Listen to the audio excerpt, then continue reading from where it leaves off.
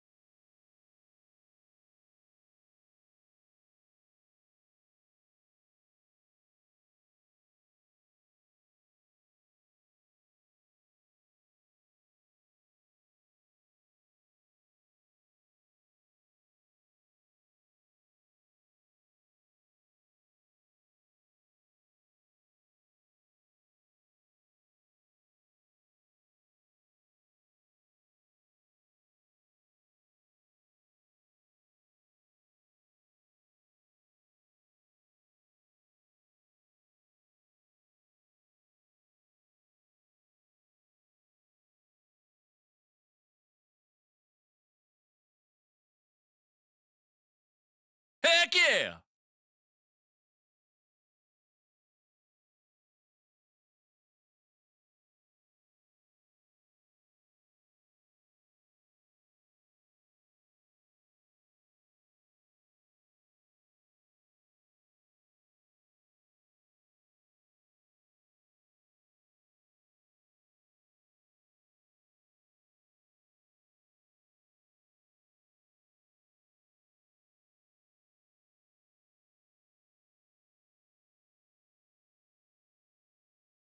I got your bitch sitting down the goddamn corner doing dope. Sitting down the goddamn corner doing dope. Sitting down the goddamn corner doing dope. Corner doing dope. They are to be ashamed. Sitting down the goddamn corner doing dope. Sitting down the goddamn corner doing dope. Sitting down the goddamn corner doing dope. Corner doing dope. Goddamn right, bitch. Look at here. There you go. They're out here sharing marijuana. Look at here. There you go. The same old nasty ass people from last week.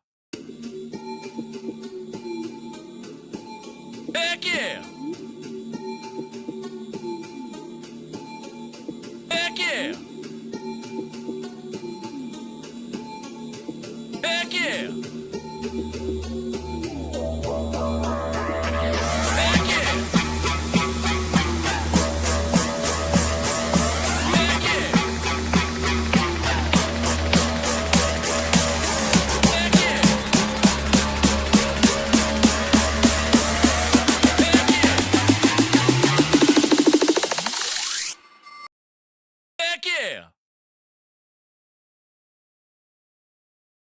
Heck yeah!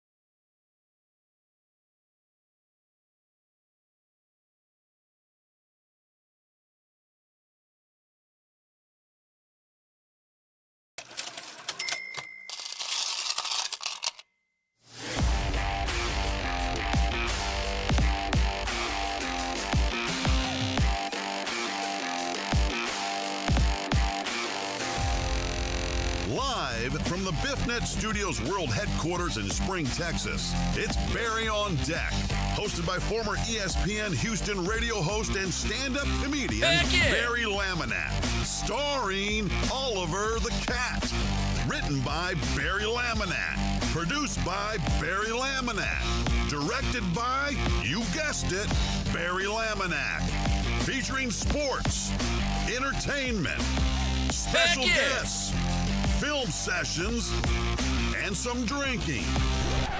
Okay, a lot of drinking. Viewer discretion is advised. And now, here's your host, Barry Laminator.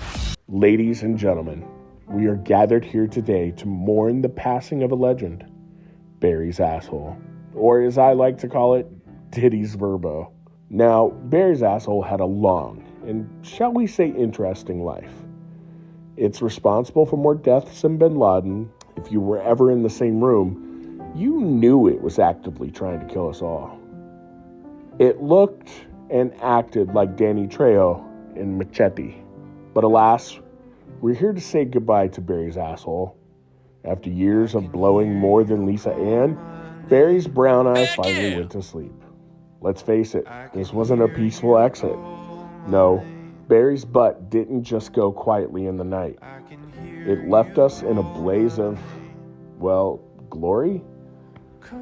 There was more fire and explosions in its final moments than a Michael Bay film. I think we all saw this coming, though.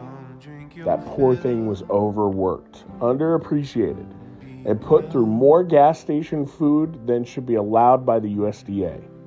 It had the strength of 1,000 men and the scent of 1,000 men.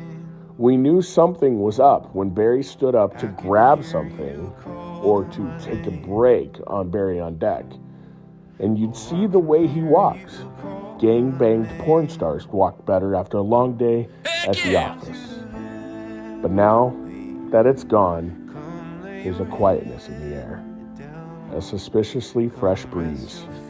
The birds are singing again. Rest in peace. Thank you.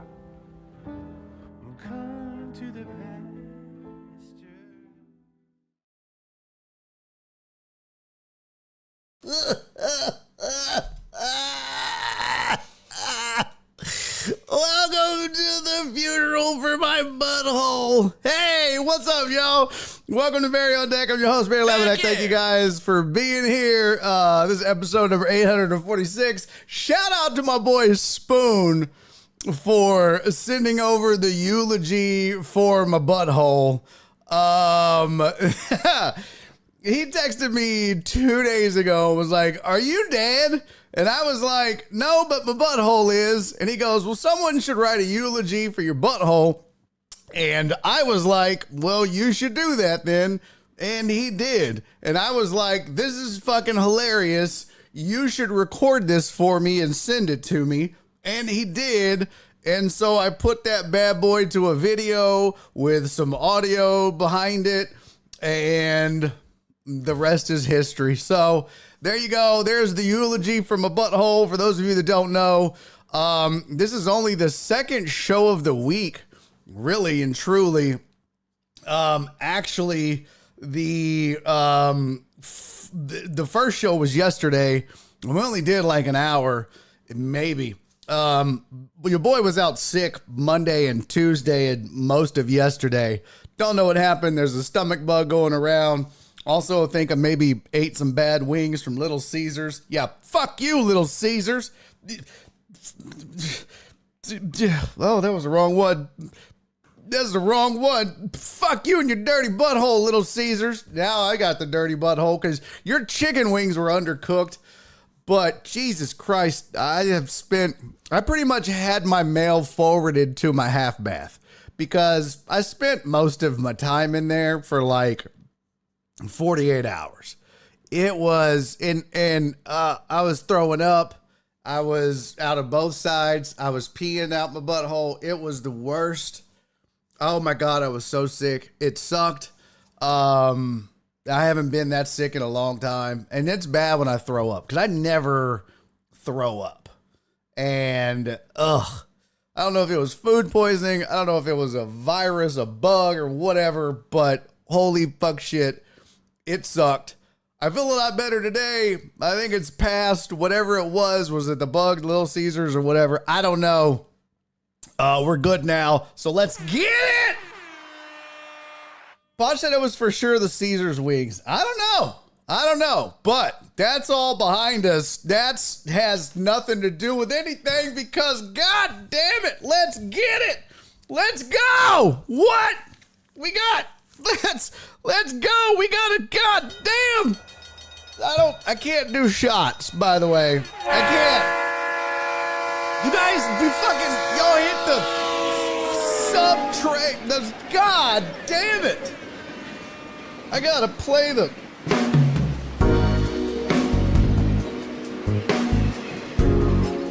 Hey, fuck you, Dre. Need your sunglasses, you dirty bitch.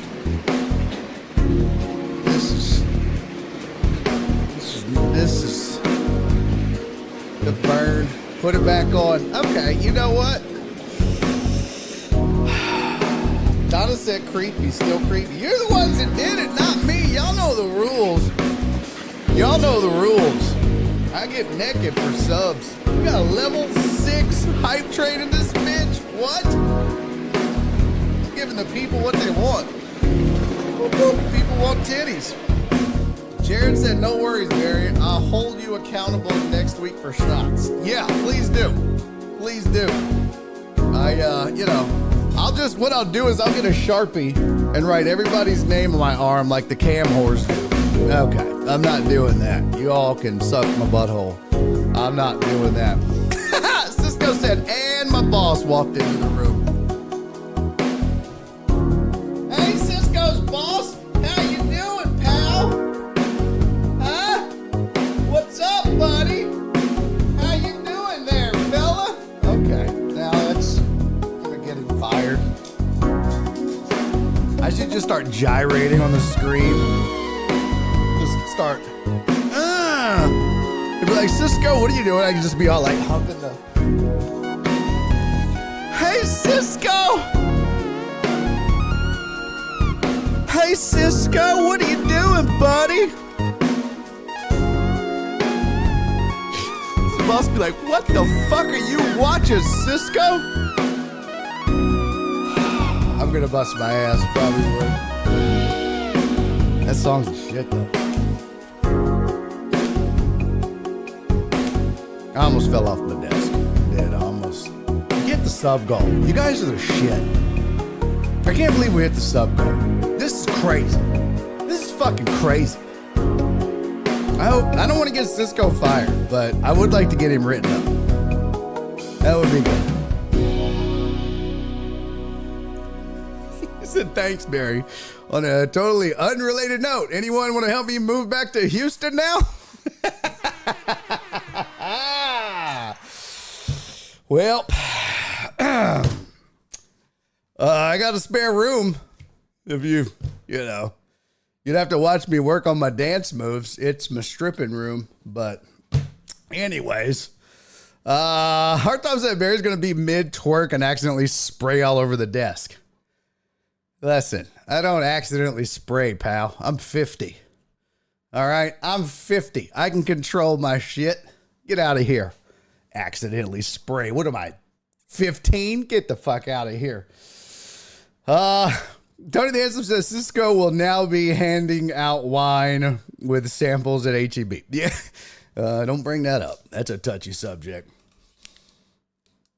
Jared says, Cisco, you could probably open a vineyard at Barry's back 40. That sounded like a butt reference.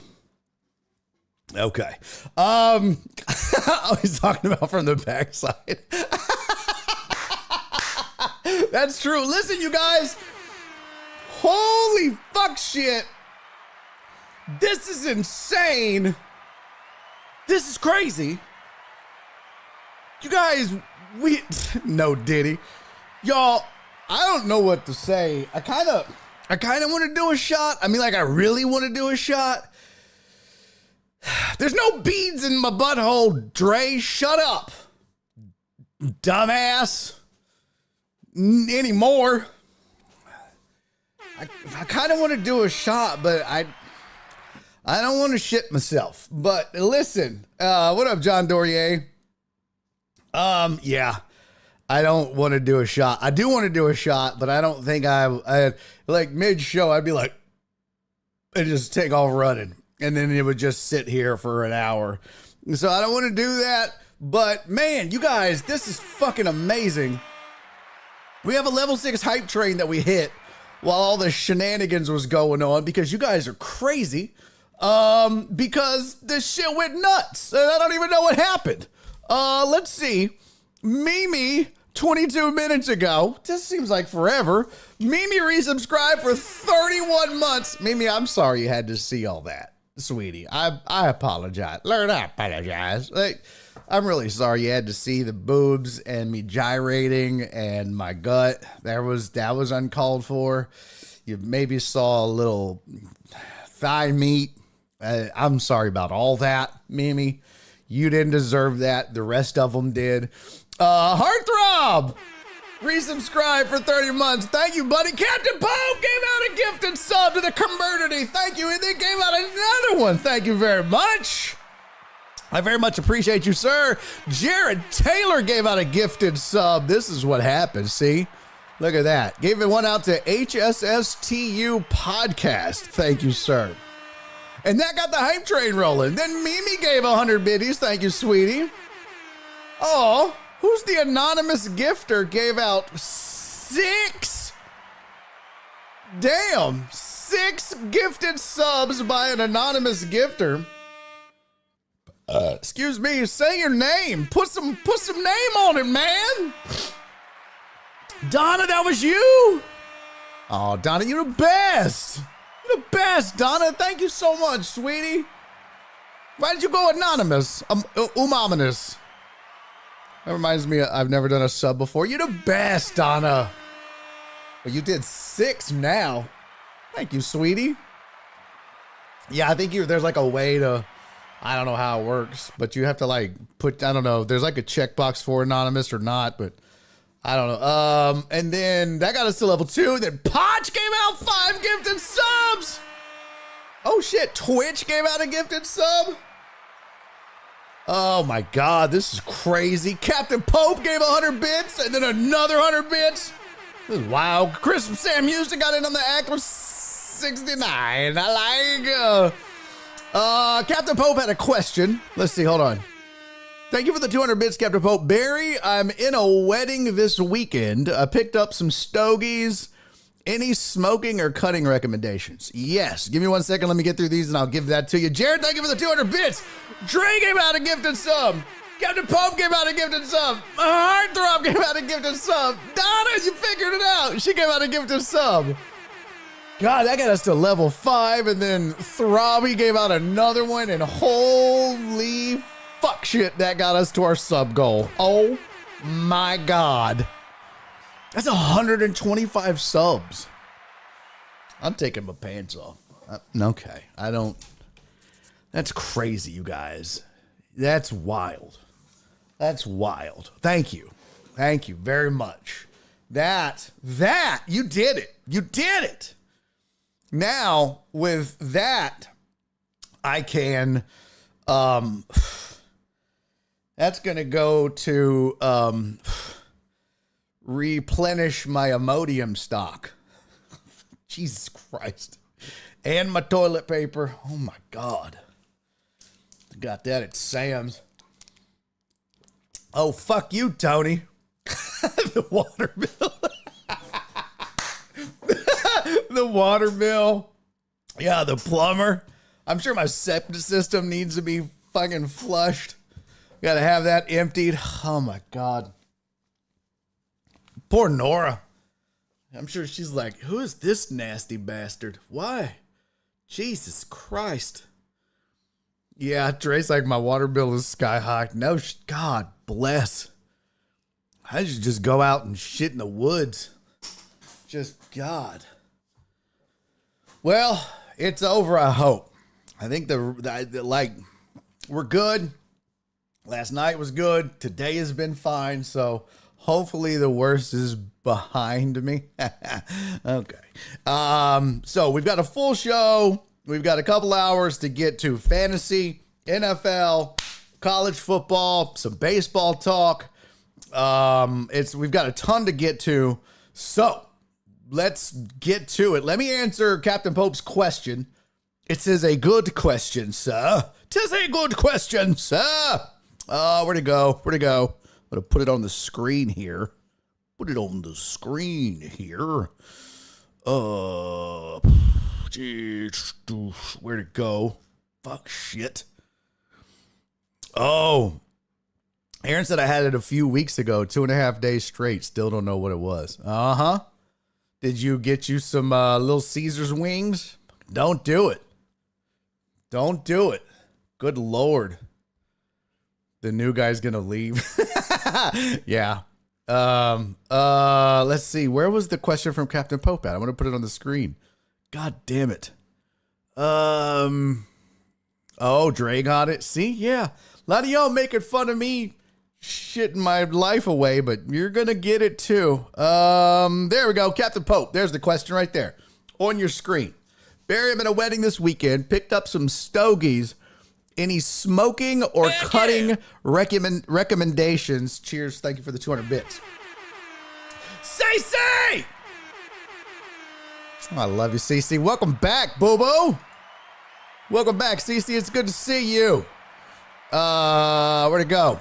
Cece said, hi, my name is Cece. Glad to be here. Cece, glad to have you. Thank you for the 28 months. Captain Pope, I'm going to show you a couple things here. When it comes to cigars and smoking, sir, I will show you a couple things. That way you don't look like an amateur when you're smoking. You know what I mean? I don't know if you know how to smoke. If you do, tell me in the chat. And what even skinny jeans, dumbass flip? I'm wearing sweatpants. Dipshit. Captain Pope, do you know how to smoke cigars? Are you just kind of like a casual smoker? Have you never smoked? More puffing with cigars, huh? What? No, I'm saying, do you know how to smoke? Like, I don't know. Like, what are you saying? Yeah. So first of all, you don't inhale. Have you ever smoked cigars before?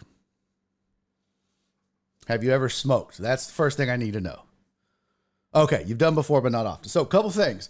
The first thing you do when smoking a cigar, the first thing that the telltale sign of somebody that doesn't smoke cigars is they smell it. Cigars really don't have a smell. And so a lot of times you'll see people that do that. That's like a newbie thing.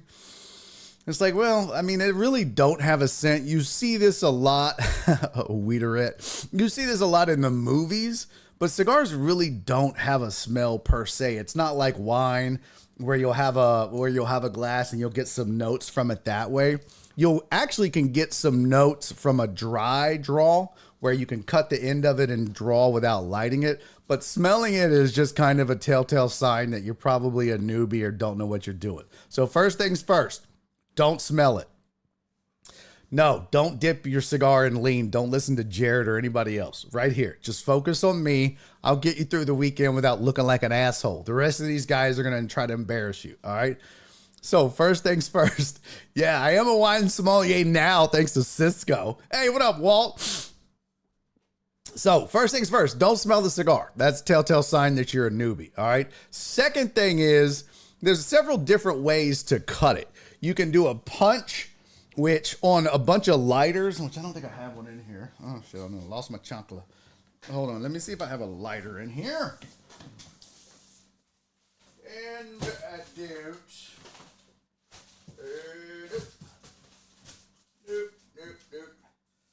On the lighters, a lot of them will have like this circular hole that you can punch in the end of the cigar right there, and it just puts a circular hole in it to draw out. That's one way to cut it. Another way to cut it is a V cut.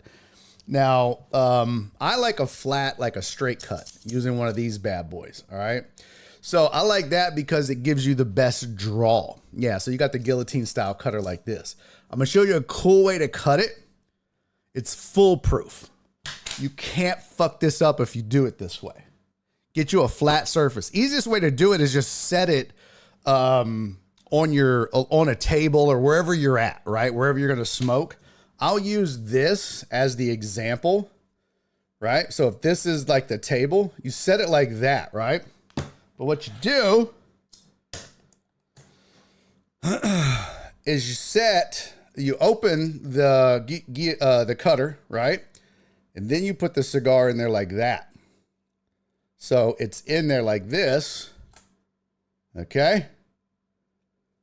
That is the exact depth that you want to cut it at. And that is a perfect cut every time, right? So if you just set the cutter on the table and then set the cigar in the center of the cutter, make sure it's straight up and down.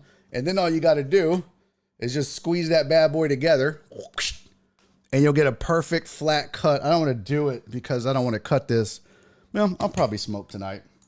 But if you do that and then you squeeze it, that'll give you a cut, right? And it'll be a perfect cut. And it's just if you think about it, it's just the depth of your cutter itself. So it's going to be that thick. And that's like the perfect, it's like the perfect cut for a straight cut. So if you're doing a straight cut, that's the way to do a straight cut every time. Perfectly. The way you light it, the way you should light it to look like you know what you're doing. Yeah, any flat surface will work. And then a lot of people are like, well, what if it's dirty? Well, the dirty part is not what you're cutting that off anyway. So don't worry about it. Even if you're outside on a dirty table, set it down. The dirty part you're getting rid of. The way you light it, and I don't have a lighter, we'll pretend like, this. I don't know. We'll pretend like this is my lighter. All right. The way you want to light it is a lot of people just put it in here and go to town, right? That's not how you want to do it. Well, you want to light your cigar because burning it can make it the tobacco harsh. So the way you want to light the cigar actually, so that you don't look like a noob, don't use it for circumcisions. That is a great point, Dre. That is a great point.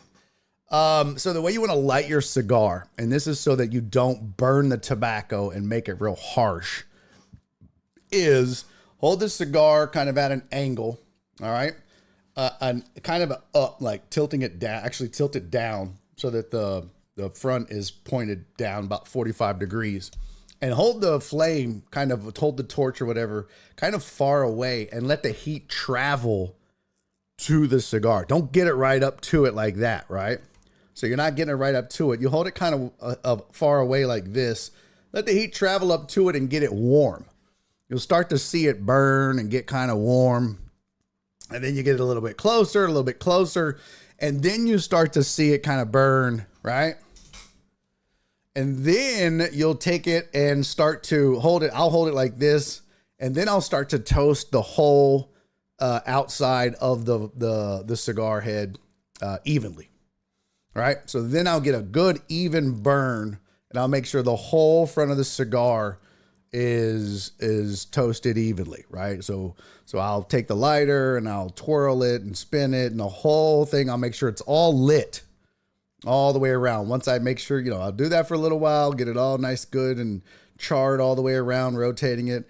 And then I'll take this and do it a little bit. And then once it's all lit, then you put it in your mouth. And that's when you start to light it and puff, right? Puff.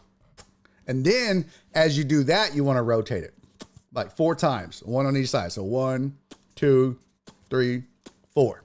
All right. And that will get a nice even burn on the cigar. And then from there, that'll give you a good chance of, because sometimes if you don't light it properly, it burns, like the top burns faster than the bottom, and it burns uneven or whatever. So by doing all of that, you give yourself a better shot at having an even burn while you smoke the cigar.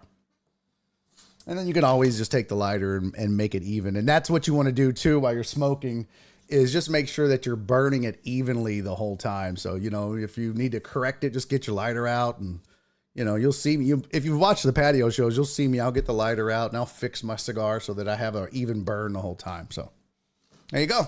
And then just don't inhale. As you smoke it, what you want to do is you want to draw it into your mouth, hold it, blow it out. Now, if you really want to taste the cigar, if you really want to taste the flavor of a cigar, let's say you're smoking and, thank you for the 100 bits, buddy. There is actually more flavor and more taste buds in your nose than in your mouth, believe it or not. So when you're smoking a cigar, if you really want to, and this is, y'all know me, I didn't believe in notes until Cisco and Christopher Hart. But if you really want to get the full flavor of the cigar, right? So you'll draw in and you'll blow out about 90% of it. And then the last 10%, you blow out your nose. And that is where you'll get a lot of the flavor from. So you'll draw in, but don't inhale. Don't go, because that's a breath, right? So draw in just like your I don't know, you ever, think of it like drinking water, right? When you drink water, you don't just straight down, you die. You choke to death. You draw the water into your mouth first and then you swallow. Think of that like how you smoke a cigar. You draw it into your mouth first, but then you don't breathe it down. You blow it back out. So, but then that last 10%, close your mouth and try to blow it out of your nose. And that's where you'll get the most flavor. That's actually where you'll get the most flavor. It'll burn at first. It's difficult at first. And if I were you, you could go buy a little cheaper cigar and practice this weekend before you go, or practice tonight before you go. Just do one. Just get you, go buy a $5-6 cigar. I could give you a cheap one to go buy. And practice. There you go. There's the quick, down and dirty way to smoke a cigar and not look like a moron when you do it. So there you go. All right. And the rest of you, I ignored all your silly comments. So you can all jump up my butt and fight for air. And I missed the blue dress comment. I totally missed that as well. All right, let's get to it. We got a lot of show to do, so let's get some show in. Let's start with our headlines, shall we? Yes, we shall.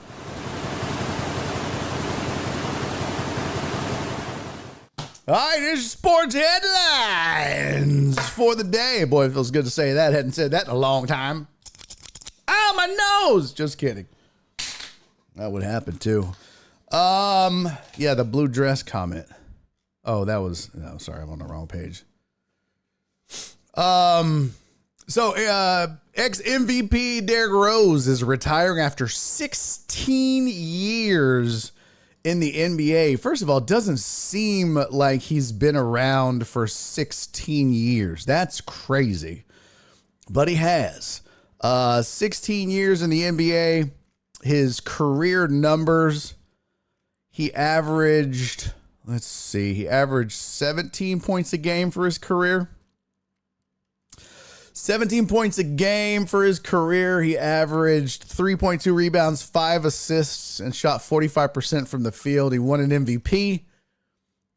He spent 2008 to 2017 with the Bulls, or 2016 with the Bulls, 1 year with the Knicks, 1 year with Cleveland, a couple years with Minnesota, Detroit, 3 with the Knicks, and back with the Knicks, and then 1 year with Memphis. And a lot of that was just injuries and, just poor guy, just injury riddled. And when you look at his seasons played, boy, I tell you, at first 81, 78, 81. And then after that, it was just, he was never the same after that. Look at that. 39, 10, 51, 66, 64, and then 16, 9. These are games played. None started. 16, 9, 51, 50, 15, 35, 26, 27, 24. It's sad, man. That dude had all the talent in the world, but you talk about snake bit, injury riddled, and he just was never the same after that injury. And I'll tell you what, basketball is one of those sports where a lot of people make it into the Basketball Hall of Fame. It's not the NBA Hall of Fame, it's the Basketball Hall of Fame. I mean, he won an MVP. I don't know if his numbers are good enough. Because it's so easy to get in, I'm guessing he gets in, but I just don't know. It's tough to tell what voters think about. But I will say this about Derrick Rose. He was fun to watch, as somebody said in the chat. And like somebody else said, the one thing you can say is that dude never quit on his career after that injury. And he never stopped trying to get back to form. He never stopped trying to be the guy again. And if nothing else, he's a Hall of Famer when it comes to persistence.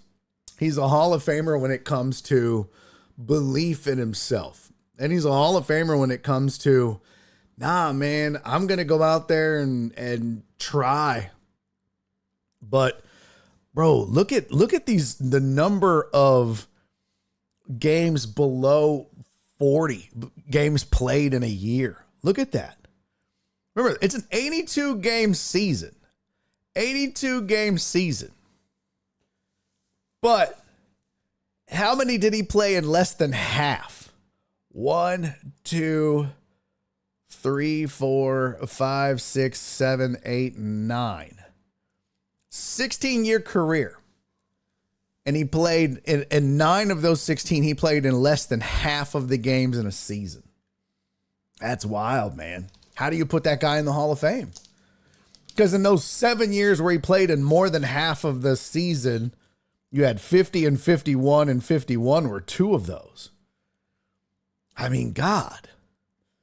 So, yeah, that's just, I don't know.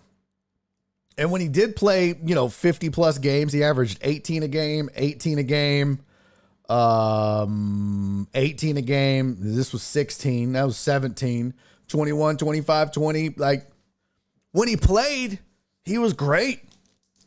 Just never played. I don't know how you put that dude in the Hall of Fame because of it. But it sucks, man. He's a first ballot Hall of Potential. I mean, first ballot Hall of Potential.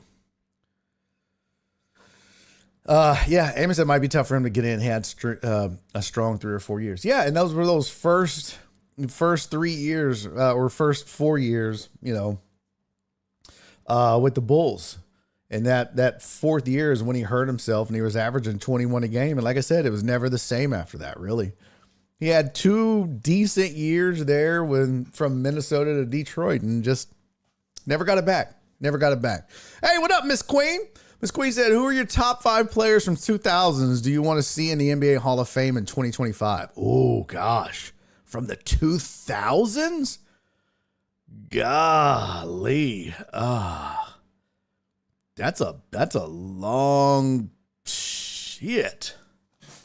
Are you saying like not 2010? You're saying 2000 to 2009? Is that what you're saying? Are you saying 2000 to 2024? Narrow it down for me. Alex said he's hell when he's well, but he's always sick. Yeah, that's true. That's true. Yeah, Alex also said like Brandon Roy, great talent, had knee injuries. Yeah, really good point. So Derrick Rose calling it a career after 16 seasons. I mean, man, he didn't even play a full season in his last 3 years combined. He played 77 games. 2000 to 2010. Golly, my memory is terrible. How would I look up who all played from 2000 to 2010? Let's see if I go NBA. Let's look up stats. I wonder if I can go to Basketball Reference. Let's see. Basketball Reference. Let's see. Will it show me everybody from 2000 to 2010? It should.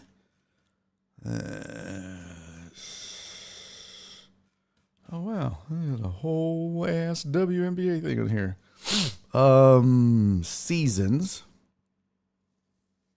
NBA, ABA. No, I want NBA. Here we go. Oh,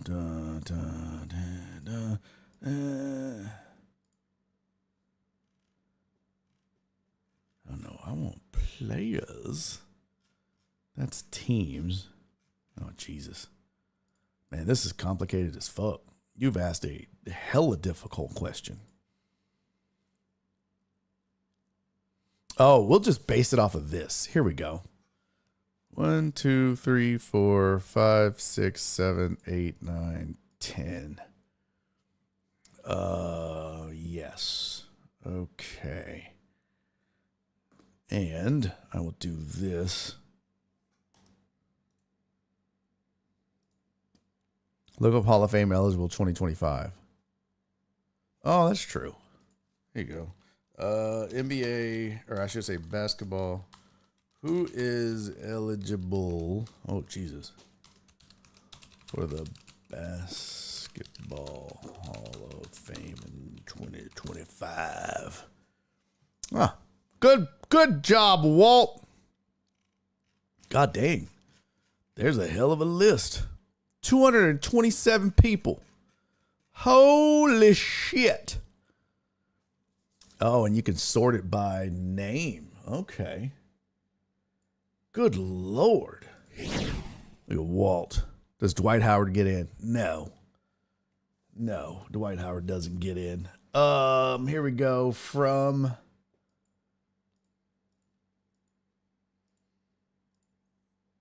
Here we go. We're going to sort... Oh.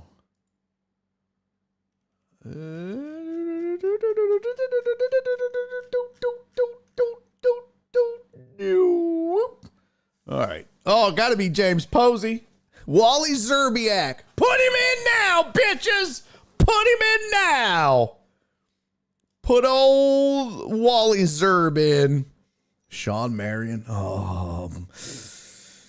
All right. Let's see. Well, here's some names of the guys that played that kind of ran, like Hornacek ran in the 2000s. Ron Harper extended a little bit in there, but I'm not going to count some of those because they just got a cup of coffee in the 2000s. Like, you had to play in the 2000s. And I ain't even counting Clifford Robinson.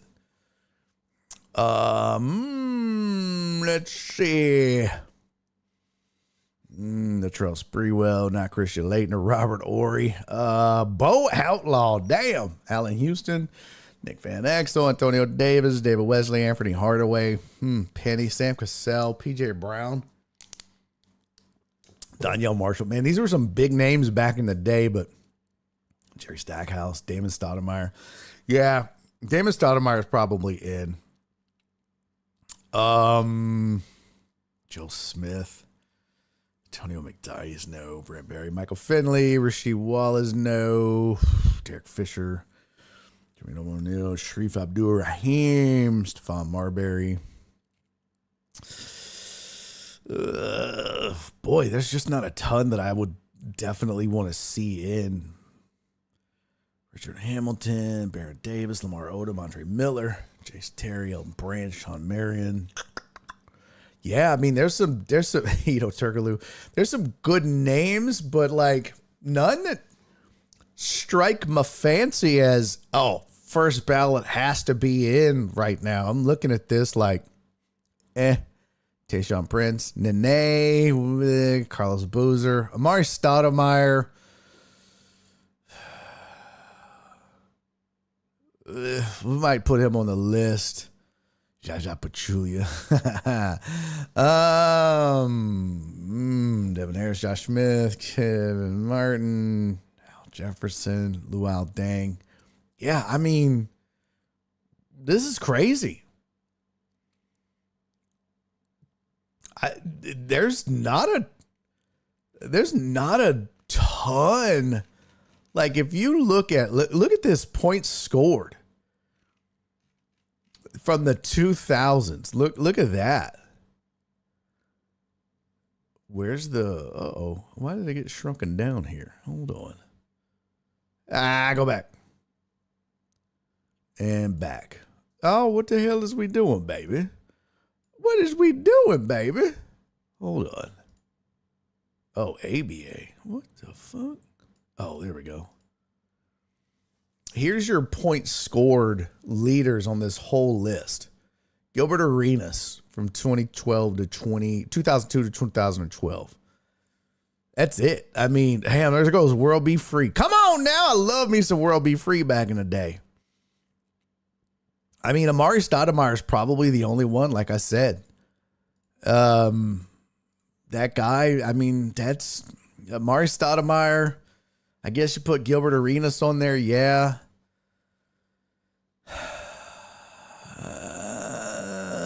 Steve Francis, is he going to go in? I wouldn't put him in.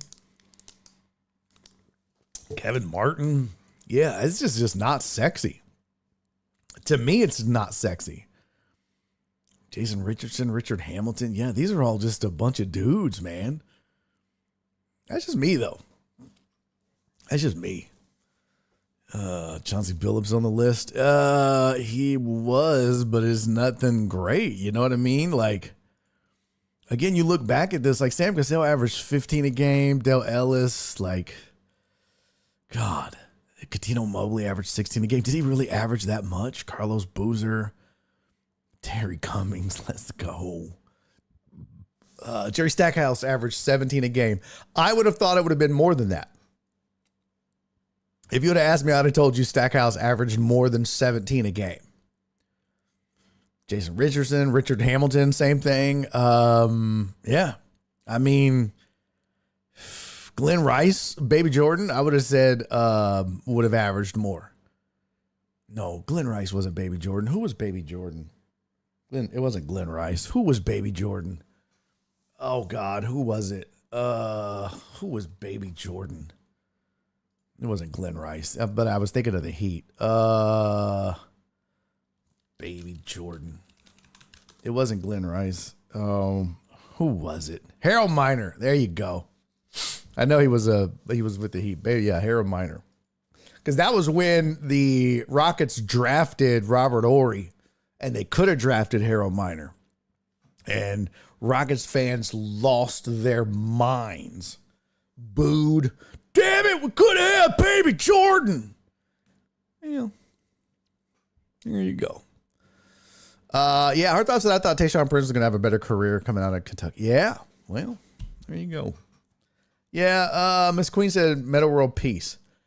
Yeah, look, Ron Artest Meta World Peace was really good, right? But I think if you're going to have the kind of career that he had, I mean, look at this. Even Anthony Hardaway only averaged 15 a game. He was the next. You know what I mean? Like, golly. This was a shitty class, the 2000s. And none of these cats. Tree Rollins averaged 5 a game. Bo Outlaw, let's go. Robert Horry averaged 7 points a game. He literally averaged as many rings as he has. What the fuck? That's crazy. Crazy.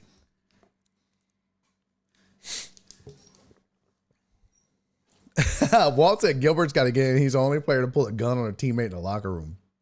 Yeah. Yeah, Alex said injuries got Penny too. Yeah. I mean, that's crazy, but you're right. But this is not a good class. This is not a good class at all. Especially when you consider the 2000s.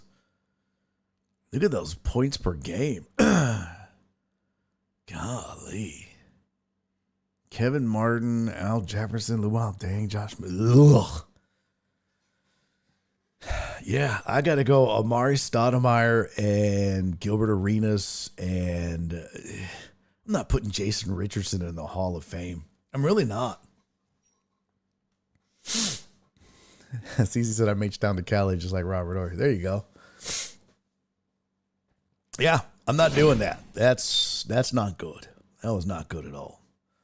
All right, UFC agreed to a $375 million settlement in an antitrust suit.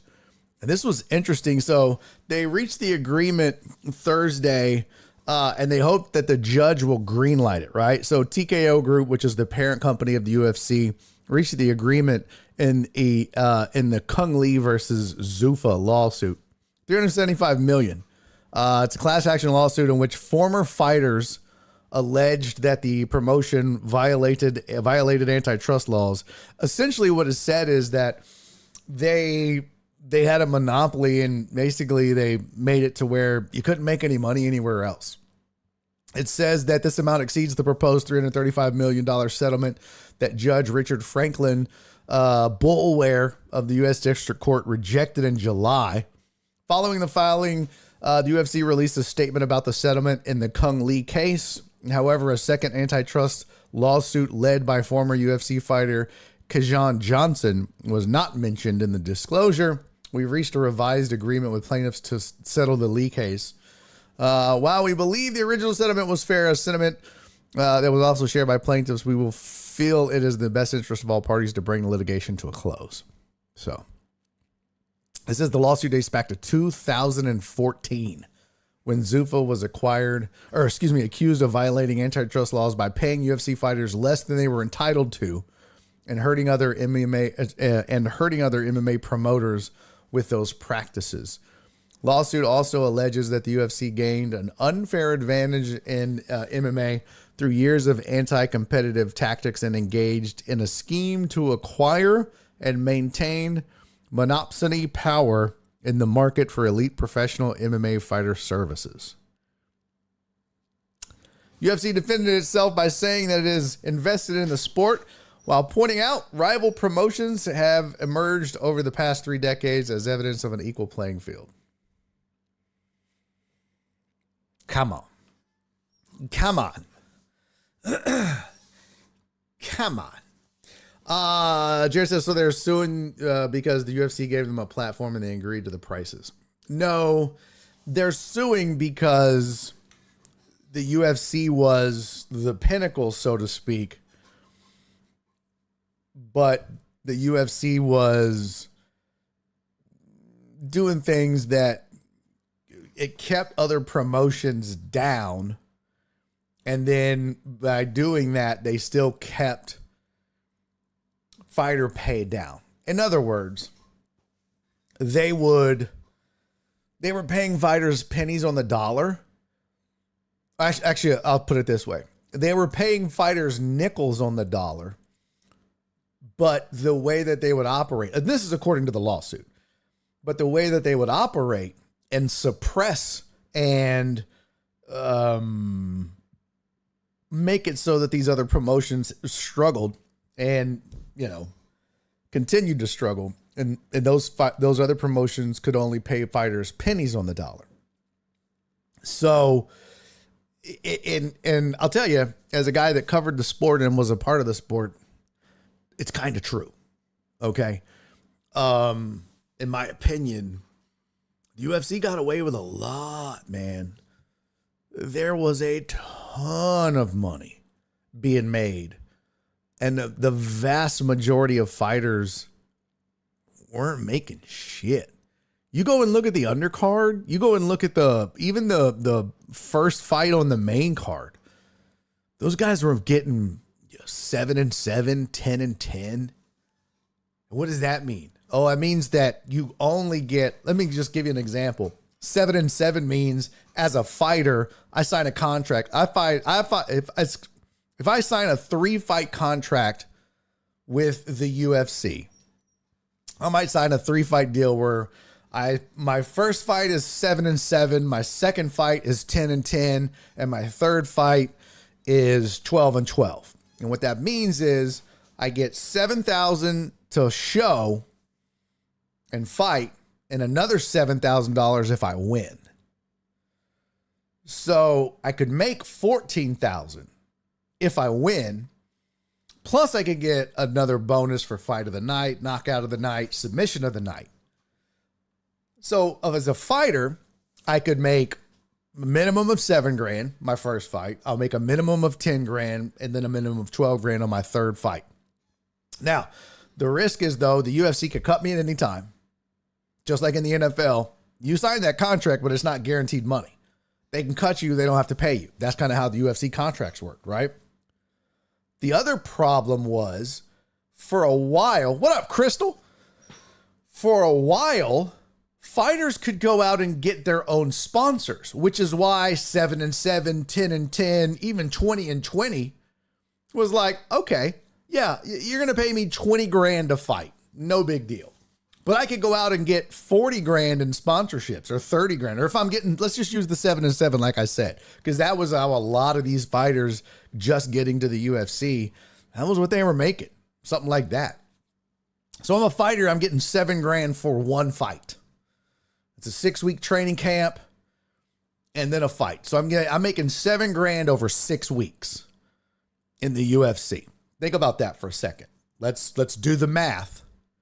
I'm making $7,000 over 6 weeks. I'm not guaranteed the other $7,000, but I can go out and get sponsorship deals that pay me $15,000. Okay. So now I'm making $22,000. Yeah. Like, what the hell?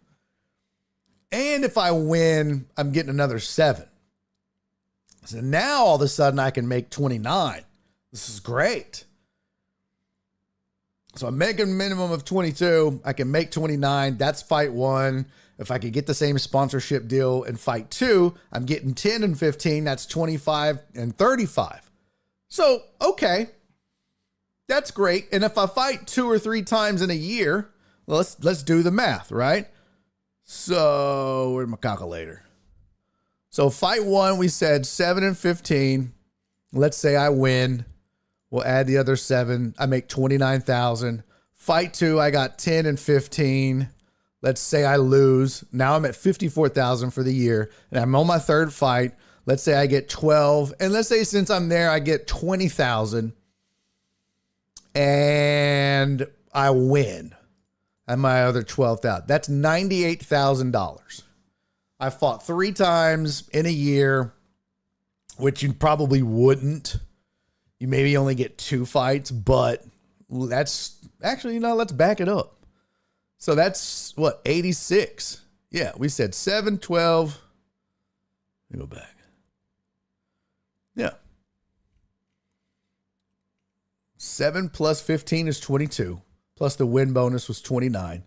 Plus 10 and 15, and you lost is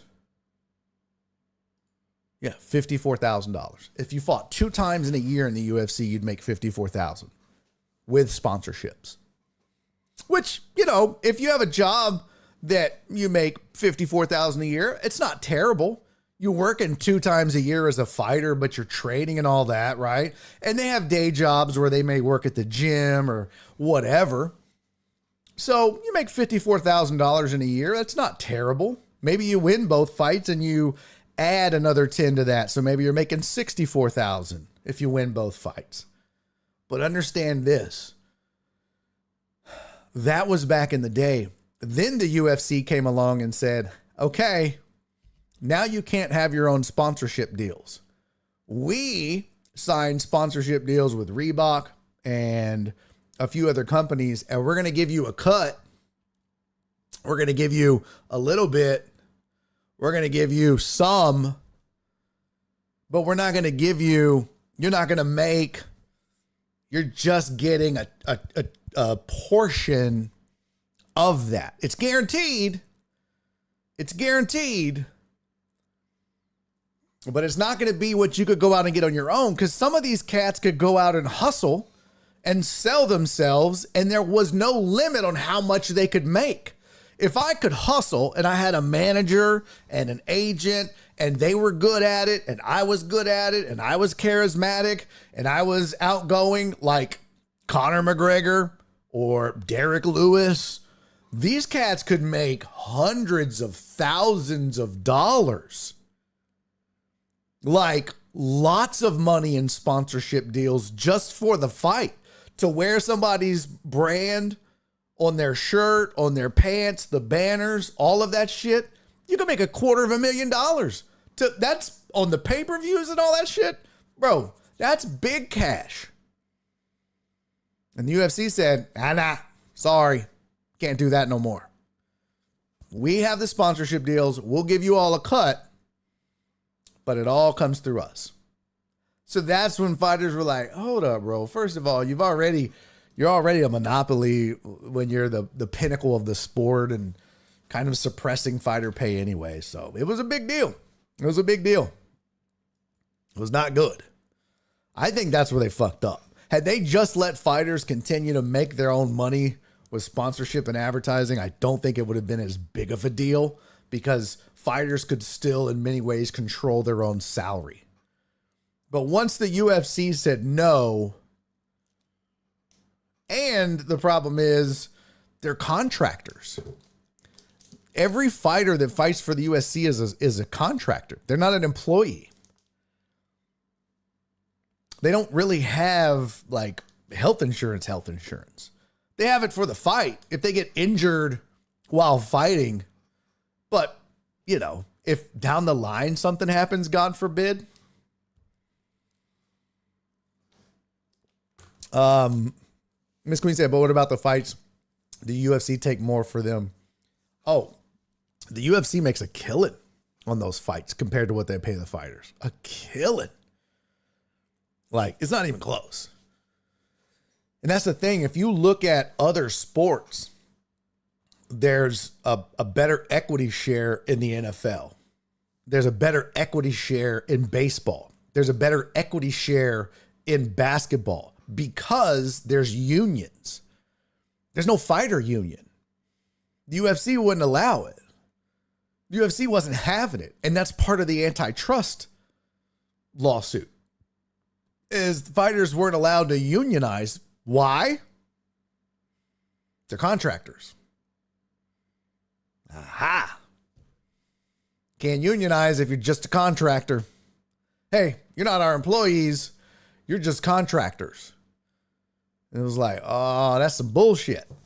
And so that's part of the antitrust lawsuit and how they were able to suppress it and not allow them to unionize, not allow them to get together like the NFL, the NBA, Major League Baseball, and all the other sports as a union with the union reps and union bosses and say, this is what we want. This is what we deserve. This is how we'll operate under. Because if that were the case, pay and everything would be a whole lot different.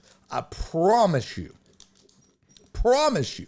Because the UFC has always operated under the fact that, well, we're the product. You're lucky to have us. You're just lucky to be here. You should be thankful you're a UFC fighter. Oh, yeah, title fights pay out great, Miss Queen. Miss Queen said, what the title fights pay out? Oh, yeah, they pay out great. Some title fights pay out huge money, right? Derek Lewis is a millionaire. He'll never have to work again. He'll retire. His kids will be set. But understand two things. Not everybody that fights in the UFC gets a title fight. It's a very rare thing. For every one title fight, there's a guy who fights 3 times and is out. It's just like in football. It's just like in baseball. And it's just like in basketball. For every LeBron James, for every, quarterback, there's a backup tight end. There's a long snapper. There's the guys making the minimum. And that's it's the 80-20 rule. 20% of the players and 20% of the fighters are making 80% of the money. And 80% of the fighters are making 20% of the money. And that's the part of the problem. So, especially when you can't go and get your own sponsorship deals. Sucks. All right, a couple more things, and then we're going to get to some NFL and some fantasy. Steve Sarkisian says he's still unsure on Texas's starting quarterback for the SEC debut. What? What? What? Wait a minute. Did he not see what I saw? Okay, 2 weeks ago, I was prepared to declare Arch Manning a Heisman candidate. And then this past week, I was like, Yesterday I told you, forget everything I said about Arch Manning, but now Sark is saying, well, I'm not ready. And I think this just might be gamesmanship. I don't know. Maybe it's just about the injuries. Maybe it's just about he's not ready. Maybe that's what it is. Yes, Giggity, that's what I'm saying. Maybe it's just more about a health thing as opposed to a performance thing. I surely hope so. Because I don't think Sark was watching that game, if not. Because that was crazy. Arch is Mr. Steele, your starting quarterback job. Manning like trash. Yeah, yours may not be fully healthy. Yeah, that's what I'm saying. I'm hoping that's the case. Nasty Nate said, Barry, I know you said you hate Justin Fields and he sucks. Well, after 3 weeks, what's your honest opinion? Also, CJ Stroud looks average. Good points on both. Good points on both. I'm happy to admit when I'm wrong. And I'll tell you what. I made some notes about this Texans last game. And obviously, we didn't get to them because your boy has been shitting his brains out for a week. Where are my Texans notes? They looked out of sorts early. They jinxed CJ Stroud by saying he hadn't thrown an interception. Laramie Tunsil's going to Laramie Tunsil. You knew it was going to be a shitty game when Fairbairn missed that field goal. And it was going to be a long day. Holy shit, this dude is Sam Montana, not Sam Darnold. I don't know what this says. Yeah, this was a whole thing. Let's see. Even on the I'll tell you one thing. A couple of observations. The Vikings are a really well coached football team. And you need look no further than one play in particular. There was a punt. I forget what quarter, but there was a punt late in the game that looked like it was going to be down on the 1 by the Texans. And the punt returner Powell, instead of trying to get the ball or whatever, what he does is he runs and knocks 37, who's the gunner for the Texans, off the ball. And he gets like hyped. Like he's like, yeah, bitch, what? And to me, it just showed how well coached these guys are. He was smart. It was a smart headsy play. It was a good special teams play and stuff like that. That kind of play, it shows how well coached that Vikings team is. But my big thing was I felt like the Texans were out of sorts. And this is now 3 games in a row where I've said that. And the first 2 games, everybody was giving them flowers. Oh, man. This is a Super Bowl contender. And if you guys will remember, I sat on this very show and said, this team doesn't look good to me. I don't know if maybe I'm missing something, but this doesn't look like the same team that looked like that they were last year. CJ Stroud looks a little uncomfortable. Maybe it's just a chemistry thing. I don't know. But this doesn't have the same look and feel and fluidity and comfortability of the team that was the same that was last year. And maybe they figured that out. I heard somebody on Good Morning Football say you never want to peak too early. So I do agree with you. CJ Stroud has not looked good.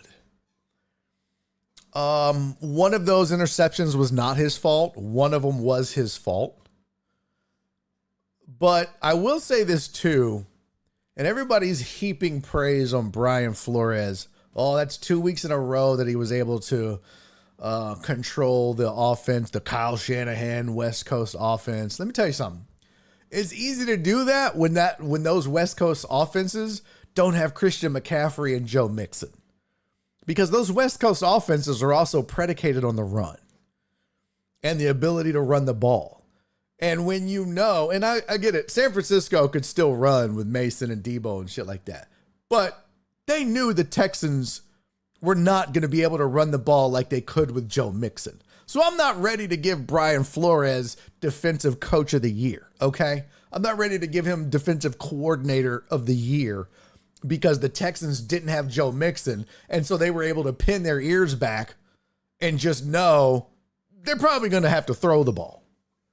I'm not ready to crown. If you want to crown, I'm going to crown their ass. I'm not ready to do that. Oh, Cam Akers? It's a little bit different game than Joe Mixon.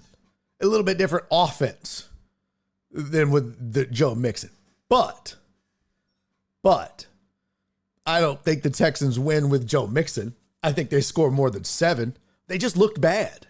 They just got outplayed. They just got beat. And that's going to happen. I mean, I'll take you back to last year. Look how bad the Chiefs looked early in the season. It's going to happen. And there's plenty of time to get better. They have all the talent in the world to go far. I'm not concerned that this team can't live up to the hype. They just got to get better. So, but I do agree with you, Nate. CJ Stroud has not looked great. He has not looked good. I wouldn't say he's looked average. I would say he has looked out of sync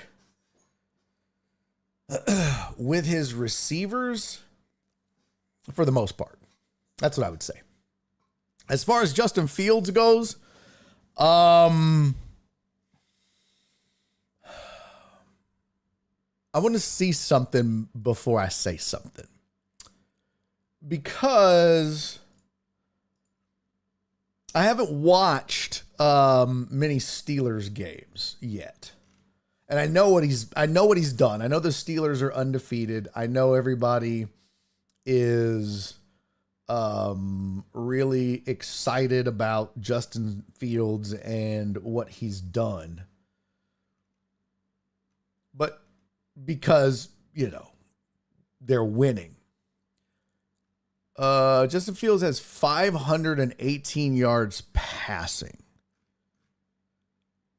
Yeah, let's just pull up his stats.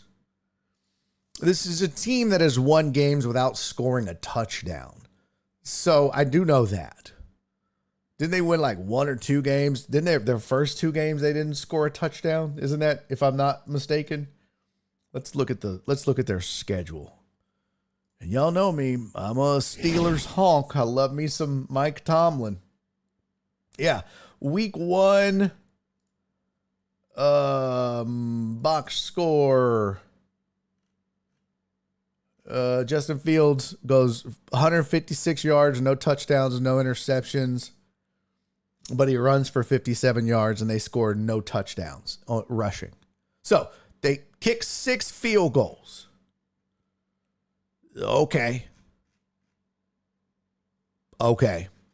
17 of 23 for 156 yards. Okay. Week 2, they win 13-6. They score a touchdown.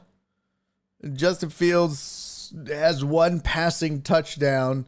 He goes 13 of 20 for 117 yards.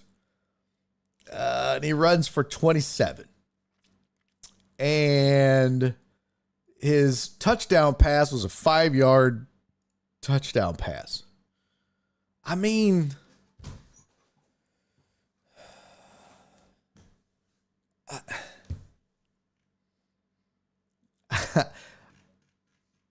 look,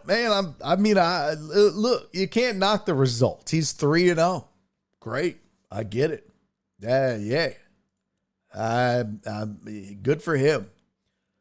But those 3, and I didn't see this one. Okay, that's a respectable. There you go. 25 of 32, 245. That's respectable. That's respectable. And he had a rushing touchdown. Okay, that's a good game. And they beat the Chargers. Defense did good. I'm just not sold, man. I mean, it's not like this dude came out and won me over by throwing for 300 yards and 3 titties. You know what I mean? 117 yards. They kick 6 field goals. That just tells me they get down to the red zone and can't convert. That just tells me they're all hat and no cattle.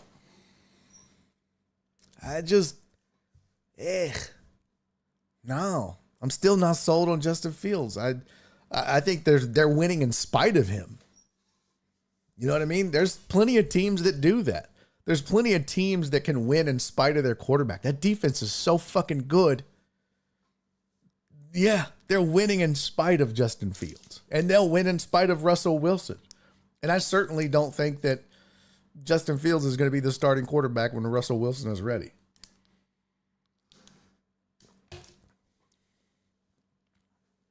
Yeah. And they said, will Russ be any better? I think so. But what do I know? Russ is kind of washed too. At least it appeared that way in Denver. Who knows? Who knows? The only advantage of Fields over Russ is he's younger and he can run. You know? That's the big advantage, is that he can just take off. And that's a big plus. You got to keep the defenses honest, man. Bree said, fuck Russell Wilson. Well, there you go. Hey, look, don't sleep on it. Being able to just take off, that's huge. The fact that you have to, so I heard somebody say it on TV, you have to keep them honest and make them play 11 on 11. Now they've got to keep a safety or spy with a linebacker or something like that. That's big. That's big. They can't drop that guy in coverage and not be worried about you taking off. So, Bree said he lost money for me. Well, there you go. But I'm not convinced that Justin Fields is the new future quarterback of the Steelers long term. No. It didn't change my mind at all. Certainly not with those numbers. Hell no.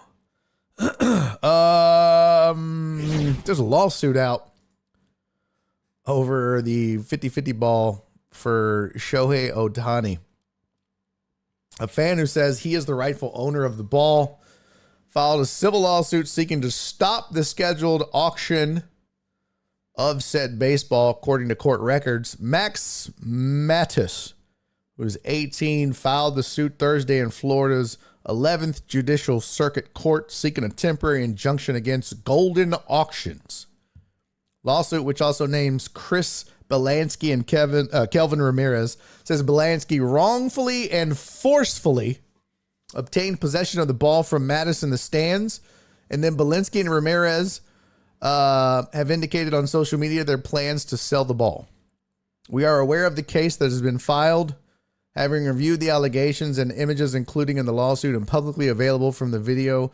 Golden plans to go live with the auction of the Ohtani ball. So this guy is basically saying, I caught the ball and they took it from me. They stole it. And I think part of that is possession is 9/10 of the law. Is that what they say?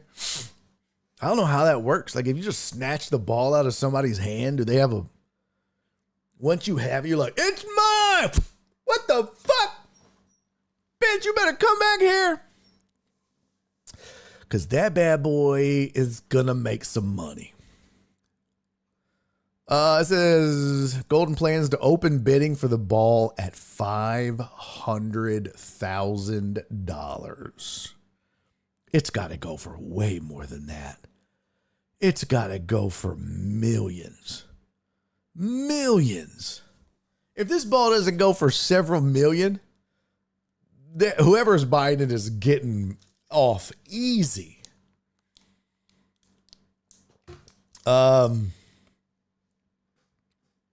Mattis says a muscular older man, or here it is. Video of the moment the ball landed in the stands has been posted on social media.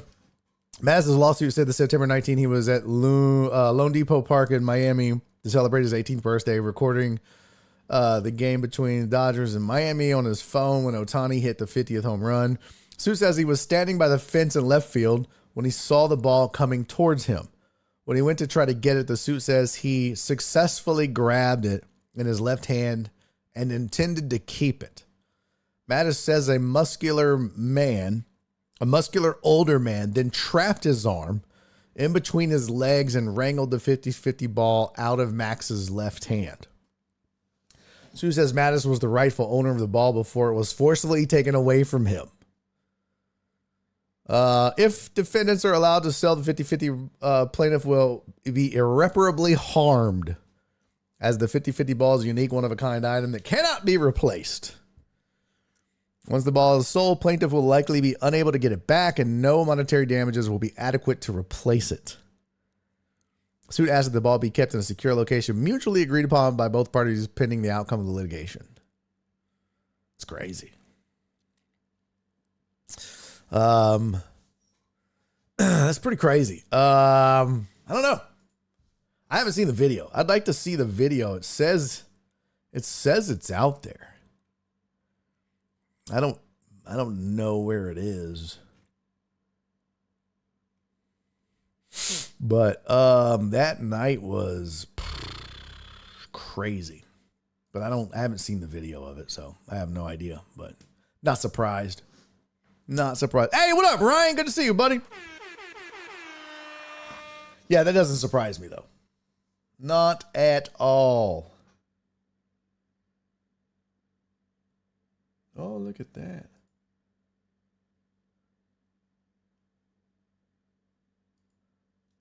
How did that guy... This is likely ban evader.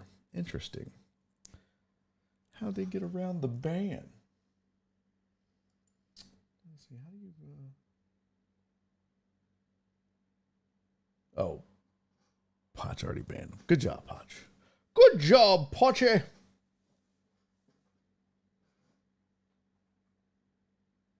Oh, I kept banning him. That's weird. All right. Oh, you have the video? Oh, what?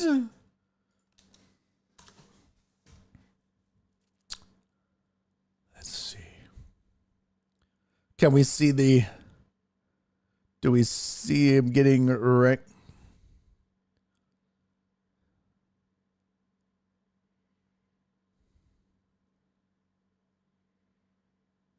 Damn. That is a mad scramble, eh? Let's see. You can't really see shit. It is chaos, though. It is absolute fucking chaos. There's a guy going, oh my God! Oh my God! Oh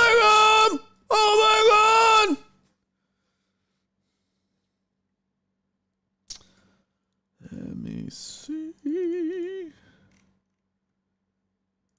Be glad you can't hear it. Because it's just this dude going, oh my God! Oh my God! And then he goes, get it! Get it!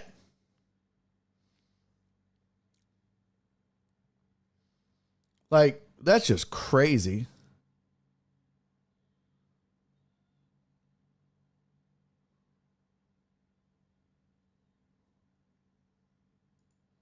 So that's where he says he got it from the dude that had it in his hand.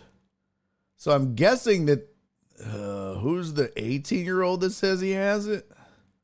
The dude in the hat is the one that says he has it in his left hand, but it goes between his legs. No, pimp. Look, so now he's saying he has it. That's not how that works. Look, he's like, nah. Yep, blue hat has to be the kid. Yep, has to be. And he's saying, it's mine. I had it. I don't think that's how that works, pimp. That's a mad scramble. He made it sound like he was like, oh, I have the precious ball. What the fuck? Sir? I mean, he made it sound like he had it like this. And the guy went, I don't think so, pal. Like, come on, fam. This is just a mad calf scramble is all this shit is. Like, oh my God. Then I've got to listen to this asshole in my ear. Oh my God. Like right here, nobody has the ball. You can clearly see it's probably wedged in that fucking, like that railing. Because nobody has it. Okay, terrible camera. Still nobody has it. Still a scramble. Still a scramble. That guy's going through a chair. So nobody still has it. Like right there, you can see the kid is reaching into the guy's leg. He doesn't have the ball in his hand. He's reaching into the guy's leg. Probably got the wrong ball. He doesn't have it. He doesn't have it. The guy's sitting on it. And then he's like, nope, sorry, kid. I got it. Yep. And then he's trying to say, that was mine. It was mine. You fucking crybaby bitch. I'm sorry. But if that kid had got it, I'd be like, that dude's an asshole for taking that ball from that kid. But that kid is a crybaby bitch. Sir, grow up. You lost. Get you some muscles, kid. You were reaching into that grown man's dick. He should file a lawsuit for groping is what he should do. That man should file a lawsuit for you violating his lap area. I had the ball in my hand and his legs came out of nowhere. You reached into him, you dumb motherfucker. It's on the video. Right here, you are not in his fucking lap. Right here, you're not in his legs. Here, you're in his legs. Like, get the fuck out. What are you talking about? Not in his legs? In his legs. Yeah, there you go, Dave. Twist his dick. If you really wanted it, yeah, that's what you'd have done. You'd have twisted his dick. I mean, like right here, it's really obvious you don't have it. It's real obvious. And he didn't do nothing. He sat on it and hatched that bad boy. Like, you don't have it right here, buddy. I'm sorry. And this man over here going through the chair for no goddamn reason. He's like, look, this fucking fool, that's the real problem. Is this moron's going through a chair for what? Gut all hanging out? Hold on, y'all can't even see it. This dude's gut is all hanging out of the chair for what? Like, it's clearly, look, watch. So here's the struggle, right? So here's the kid. Now, again, these two have met at the ball, right? Met at the ball. Still no ball. Still no ball. There's no ball in his hand. No ball in his hand. And still no ball in his hand. Look, and it said it was his left hand. There's no ball in his left hand. And still, there was hands on the table. His hands on the table. Right? Now, oh, there goes chair guy trying to get the ball. Now he's saying he has it, right? He's saying right here is where he had it. But you can clearly see he reaches to get it when old boy is sitting on it. Old boy is clearly sitting on it. Clearly sitting on it. Clear, because he hasn't moved from there. He hasn't moved from there, and this little nitwit reaches down like, I had it. And then look at his pouty face. Mom, I want to get you, fucking nerd. You never had it, kid. And then what the fuck is this dude down here doing? Look at the chair guy. Look how embarrassing this is. Hey, his wife's got to be proud. Look at him. He's like, did I get it? Did I get the ball? I almost had it. No, you didn't, fuckwad. You didn't almost had it. You're fucking wound up and tied up like a fucking pretzel knot in the chair, moron. Oh, man, I was so close. I bet you he tells all of his friends, bro, I was so close. No, you weren't. You were separated between a fucking chair. You dipshit. Guys, I swear to God, I almost had it. No, you fucking tried to dive through a chair, you moron. I swear to God, I was so close. Put your gun up. Look at that. I see your belly button.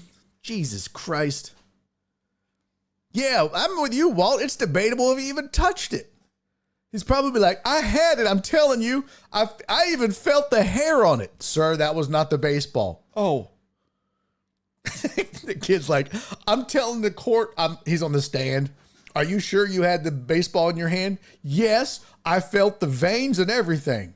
Okay. His lawyer's like, oh my God. You felt the veins on it? Your Honor, we rest.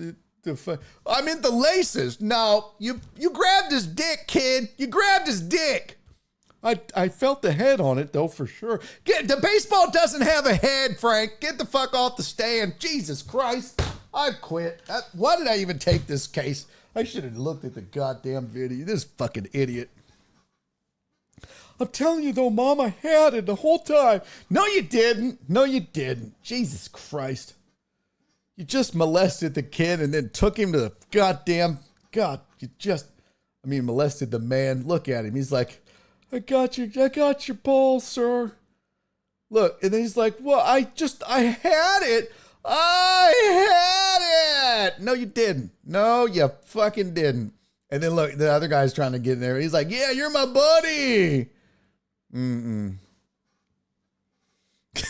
Alex, beat it, Skyler. Scram, beat it, kid. Yeah, Jared. Fuck, now we got a molestation countersuit. God damn it, kid. Donna said I missed who hit the ball. That was the Otani 50-50 ball. I kept tugging on the ball and tugging, and then next thing I know, my hand's all wet, and that guy was smiling. You never had the ball, kid. Oh, what a shame. All right. Let's see. We did top 25 yesterday. We got to do pick'em. We got fantasy. But real quick, humor me, people. Humor me. Because I would like to say a big old fat thank you. A big old fat thank you to everybody that supports this show through the subs. Thank you guys for getting us to the goal, the monthly sub goal. You guys are the titties, man. You guys are the balls. You guys are the balls that kid grabs. You know what I'm saying? You guys are the balls that Skylar grabs. But I also want to say thank you to Donna and PP Dubs and Sylvia for sending in last week's Thankful Thursdays. I really appreciate you guys supporting the show. And not only did they send in last week's Thankful Thursday, which we didn't get to the thank yous for, they sent them in last week, but they did it again this week. And so thank you guys for continuing to support the show and make sure we're able to do this every single week. Some weeks are better than others, but I promise I will not take any of this money and ever buy wings from Little Caesars ever again. I promise. So this will never happen again. We don't miss this much show ever. But I do appreciate you guys. Thank you all for continuing to allow us and me to do this show and bring it to the masses every single week. You're the best. I love you. Donna, PP Dubs, Sylvia, thank you all for supporting the show. Very much appreciate it. Yeah, Skiggity said, holy shit, you actually ate Little Caesars. Little Caesars is good. Yo, what up, Perry? Thank you for the lurk, buddy. Little Caesars pizza's legit. Wings were good until they gave me the bubble guts, or worse. All right. We do have, let's see. So the pick'em is, for those of you that haven't done the pick'em, let's do that real quick, and then we're going to do some fantasy. We have 9 responses. We have 19 participants. I see Donna, FJ, myself, Jesus, Alex, Spoon, Skiggity, Jared, and Total Dallas have all done it. For the rest of you that have not, let me get the link. Here's the link. I'm going to put it in the chat, both chats, the YouTube chat, the Blues, and the Twitch chat. Now, if you go to the link, you can clearly see the matchups, but I have slides for you as well. The form is in the Discord as well. Yes, the form is in the Discord as well. But the matchup this week, and don't worry, I have this where you can see it better. Okay, that's not it. Here you go. It is Tony the Handsome versus KD. And the matchup, this was the closest matchup of the week. And it is on the form as well. So when you go to fill it out, you'll see all of the information again, just in case you don't remember all of this. But here's Tony the Handsome's team. It's Jalen Hurts, DeAndre Swift, Zach Charbonnet, Tyreek Hill, Devontae Adams, Dallas Goedert, Devontae Smith, the Browns defense, and Jake Moody.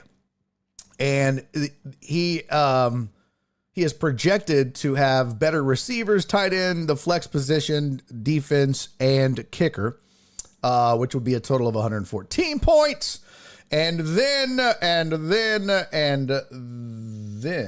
hold on, let me see. Here is KD's team.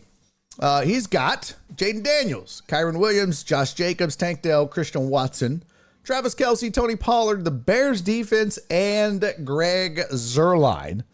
That puts him at 114.4 points. He's projected to win the QB and 2 running back slots.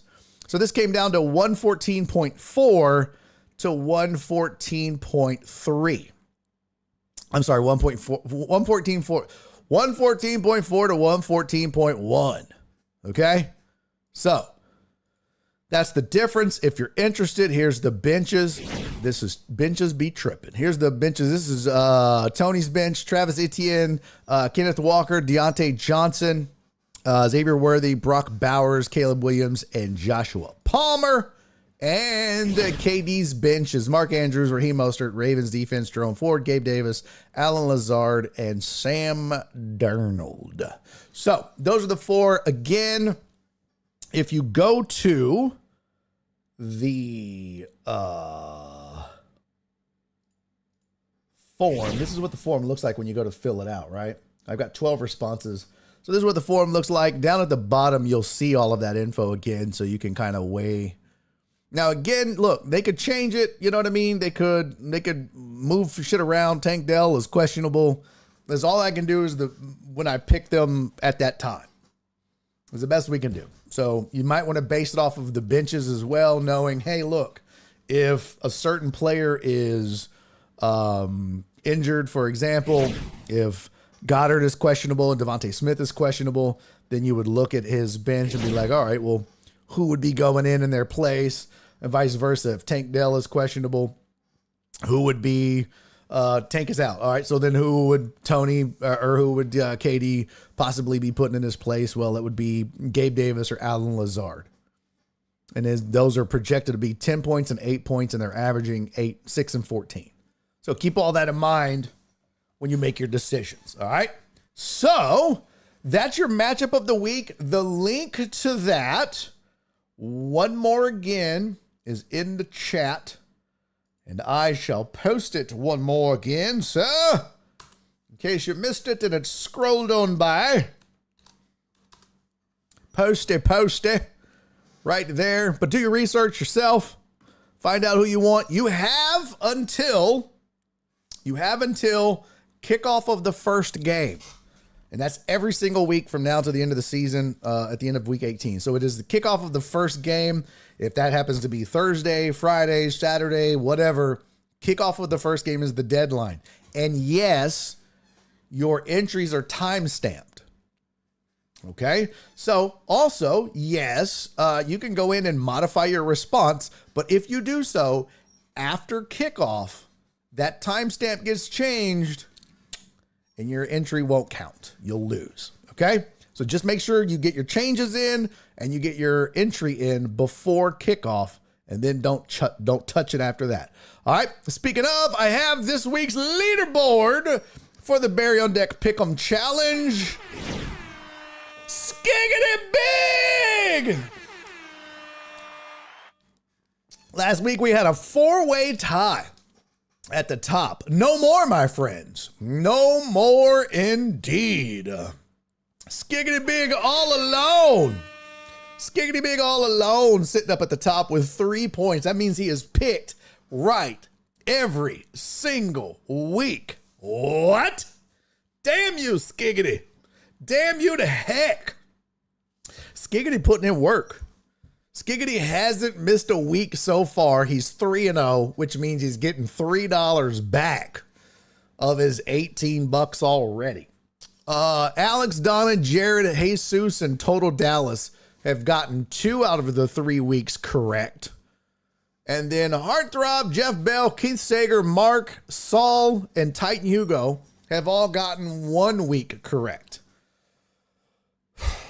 Barry, CC, Chris, FJ, Rob, Sylvia, and Spoon have gotten fucking none correct. 0. Nada. Zilch. They have all put $3 into the pool. Each.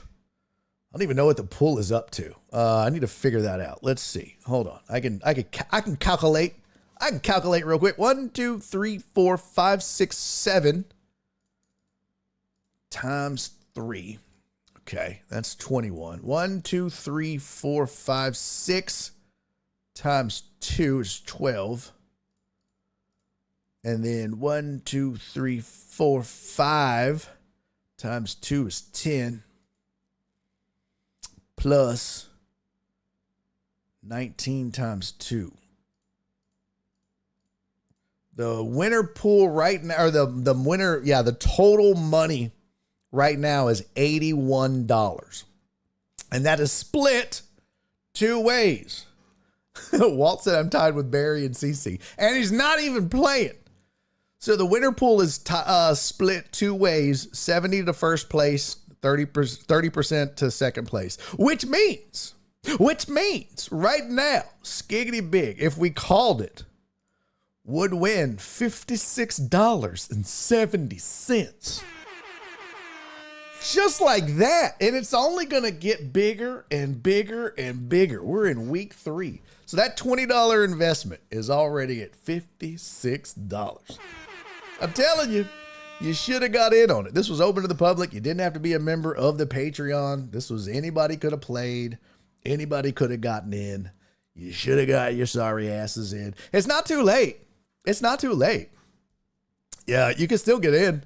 Hell, if you got in right now, you're 0-3, just like me, CC, Chris, FJ, Rob, Sylvia, and Spoon. And if you do want to get in, all you got to do is email Jen at barryondeck.com. Send her your money. It's $20. Send her your money, and you're in. Now, you'll lose your $2. Everybody had to pay $2 from their 20, right? So of your $20, 2 goes into the winner pot. And then you lose $1 for the first 3 weeks that you didn't get to make a pick. So $3 is going to go in. So of your 20, you lose them $5. So, but you got 15 weeks left. You could go on a magical run and get all 15 weeks right and probably win the damn thing. All right. But there's first place gets 70%, second place gets 30%. And we'll have a tie break at the end to figure that out. So there you go. There is your 2024 Barry on Deck Pick'em leaderboard. Okay. Fantasy results. Got to do that. Here is... What the fuck? Why does this all say League One? I don't understand this. This is so dumb.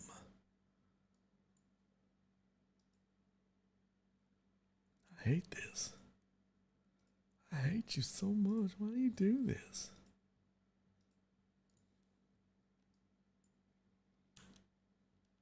What the fuck?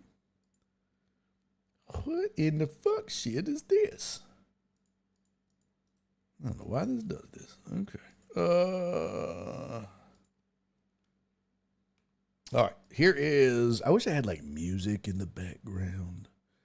We don't. But here's your fantasy results. Here is League One fantasy results.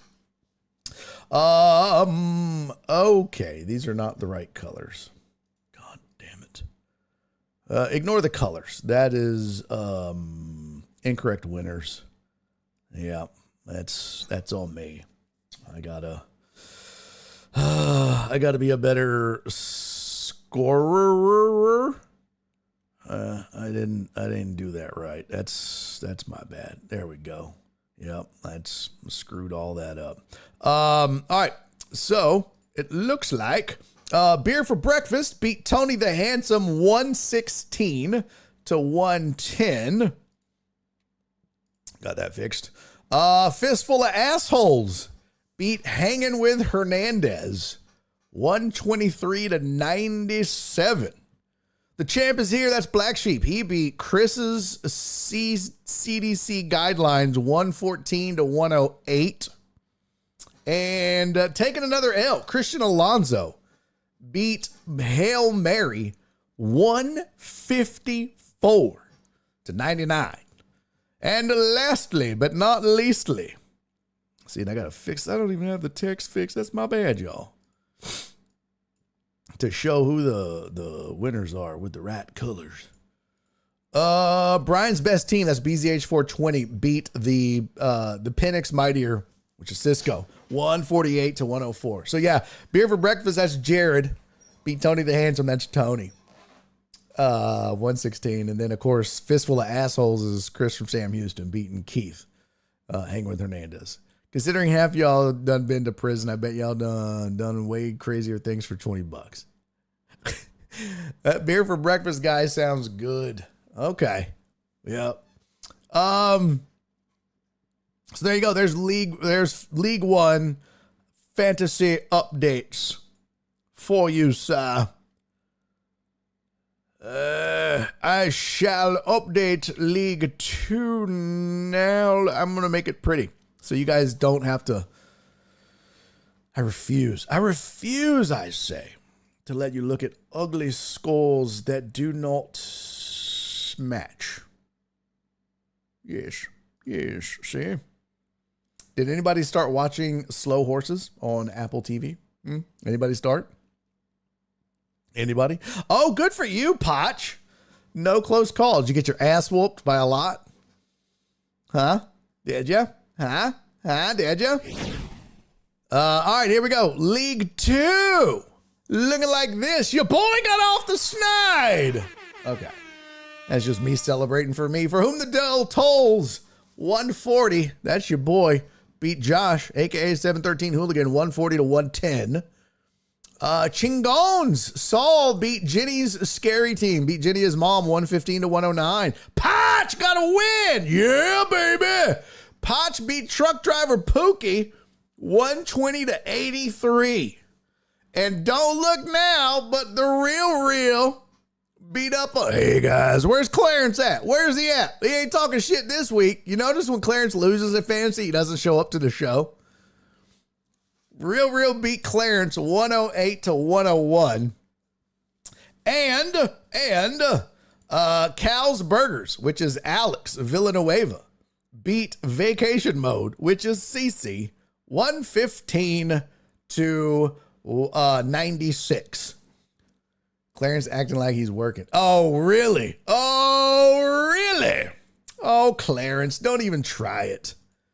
You're just running scared, pal. You're just running scared. You know you are. Just can't handle losing, can you, buddy? I know how you get. Is he right there, Punch? Are you staring at him? Are you looking at him? Can he hear me? Am I in earshot? I wish I was. If I was in earshot, I would talk mad shit. All right, League 3 shapes up like this. Here we go. League 3 looking like so. Oh, no, he don't work for me no more. Oh, gotcha. You fired him or did he quit? What happened? What happened, Daddy? Oh no, baby, what happened? Did you run him off? Did he quit? I don't know if that's true. You'd have to ask Miggy. Oh, no, I got fired. Oh, damn. Oh, that's right. You told. Yeah, now I remember. I remember now. I remember, Pachi Poo. I'm sorry. Bringing up old wounds. Sorry about that. All right, League 3 looks like this. Uriel Villanueva drafting under the influence. Beat RomoCop Protects Total Dallas 102-91. Austin Isotopes, which is skiggity big. He's having a good week, man. He beat House's team, Rev House, 114-100. Trey said, sorry, Sylvia. Slow White Bronco, Jeff Bell. Beat up on Dark Nola. That's Amos. 156-93. Oh, no, that's Aaron J. Bryant. Excuse me, AJB. Not bad. Well, their names even look alike. I saw the A. And I have the wrong name highlighted for Amos, too. That's my bad, Amos. See there? He's going to be all angry. He'll be like, damn it. Yeah, damn it. You better highlight the right name for me. You better. I want my yellow highlight. Okay. There you go, yellow. Amos squeaked out a victory, 76-74 over PP Dubs. Damn it, Dubs, what happened? 504, they not like us, beat rolling on Dubs. 76-72. And Doctor's Orders beat the BOD Swifties. Dr. Dre 290 destroyed Sylvia 159-117. And last but certainly not least, League 4. Barry on Deck Fantasy. Amos said had bubble guts like Barry's Sunday morning. I didn't notice Kittle didn't play until Goddard was balling. Oh, damn. That sucks. Oh, Hardtop said my bounce back starts next week. Yeah, sure it does. Perry's Pie Eaters beat the Big Yetis. That's Spoon 124-115 in League 4. Here for you to hate. That's Jesus. He beat Heartthrob, the Unseasoned Heathens, 119-87. Pure Royalty, Jen's back on the winning track. She beat Team Punishment 137-83. That's Titan Hugo. Mark G, boy, that's an ass whooping. Mark G with 163 points beat Dandy Dan's Disorganized Disaster 163-111. And Joe Pro's Buffaloes, which is Steven Usick's team, beats Eric's excellent team, which is Eric Resendez, 103-99. There you go. There you go. Now, I have the league standings kind of, but they're all fucked up still. So you'll just have to wait another week. I mean, I guess we can look at them in the spreadsheet again. Let me see. Show stuff. Fantasy. 4. There we go. 4. 3. 2. 1. Okay. Let me see. All right. And Chrome resize. All right, here's the standings in each league. Let's do it.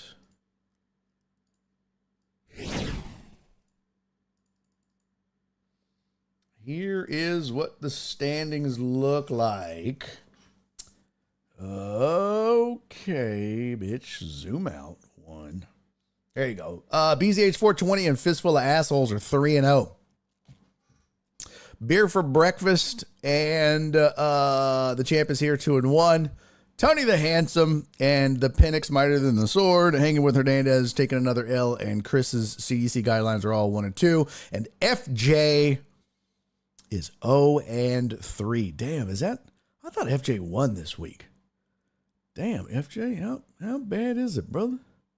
He sure did get his ass whooped again. FJ got a 13% chance of making the playoffs. Damn, player.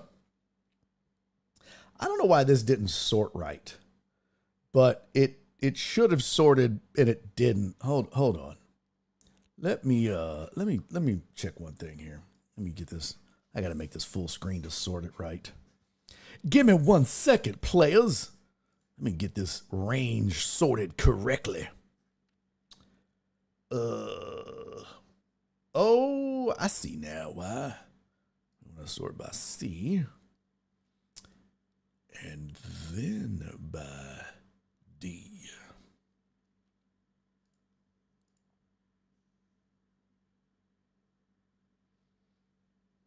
Yes, that makes a lot more sense. Okay, standings. Data sort range by C and then by D. Sort standings and data sort range. Okay, I don't know why I didn't do that. It's supposed to do it every time, but apparently it did not. I don't even think the first one was right, actually. Yeah, it sure wasn't. C and D. Oh, flip 2. Black Sheep is ahead of Jared Taylor, actually. Good to know. There you go. So, yeah, Black Sheep is 3rd, and Jared Taylor is actually 4th.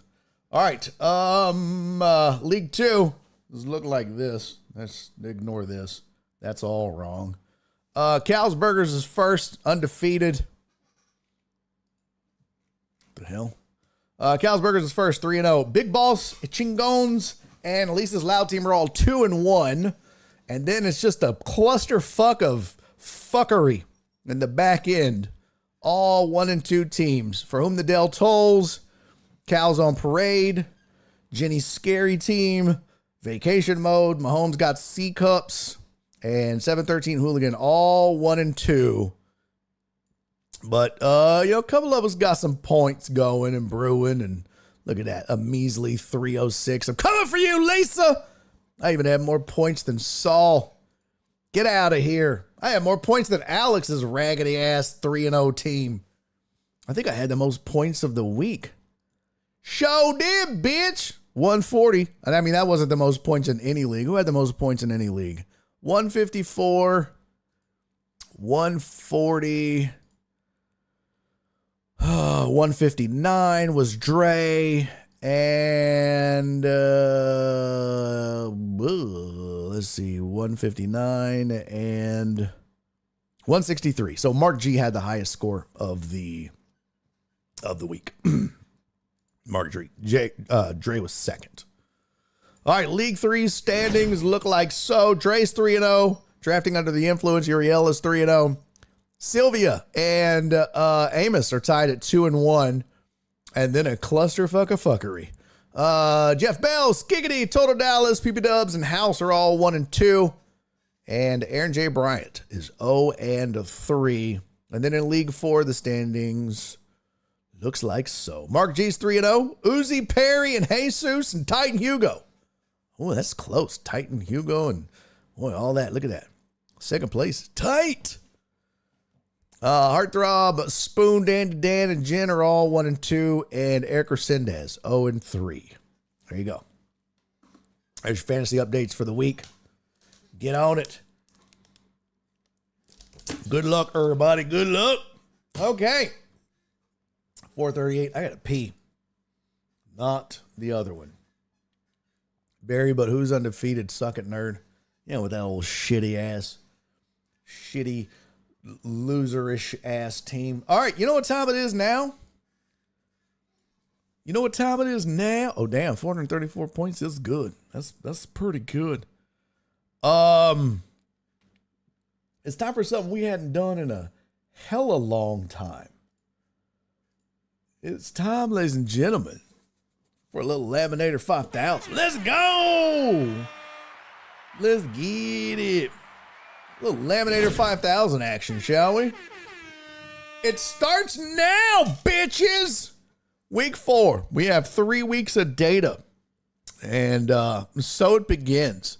If you don't know Laminator 5000, it's a proprietary formula that I have come up with. Use it every year. I've been using it since, I don't know, 2018, I think I started it.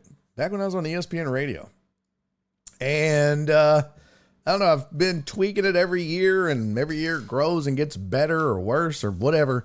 But I use data and statistics and stats, and it's strictly stats. It has nothing to do with injuries and weather and all that shit. It's all based on past performances in that season. And it's using statistics and past performances to predict final scores and who would win the game. And then we just kind of see how that would go. Last year, let's see if I can find last year how we did. Oh, where you be? Gambling. Laminator 5000 last year. Here we go. Last year, the Laminator 5000 picked 51% right, and I picked 50.2% right. However, on the over-unders, the Laminator 5000 picked 61% of the games correct. That's insane. That's crazy. And we'll get to what the variances mean, but the variances were right 55% of the time. So we'll get to what those mean as well. Yeah, we'll be a month of football this week. That's crazy. And that includes the wild card and divisional rounds in this as well. Just FYI, if I take those out, I wonder what it looks like. Let's see. If we just do regular season, see how that changes. Oh, C4 to sum of C4 to D4. C10 to C24. Oh, okay. So that is just regular season. Okay. Got it. Oh, that was weird. Escape. All right. So here's how it works. We go through and we get the line, who's favorite to win. And then I show you what the spreadsheet picks, and then I'll give you my pick, and we'll talk about the games and whatnot. I'll have ESPN up as well. We can look at the matchups, and we'll just preview week 4 in the NFL, and we'll talk about the games coming up and all of that jazz. We'll have this over here as well. And unfortunately, did that line change? Sure the fuck did. It's already down to 5. Well, let's update it. So as you can see, this is at Dallas -5. I set this up last night. Fortunately, I can update this because right now it is at 6 and the spreadsheet would be picking Dallas. But I can run get odds till it is week 4. And it should update that. You should see that go to -5 and any other odds change here in just a second.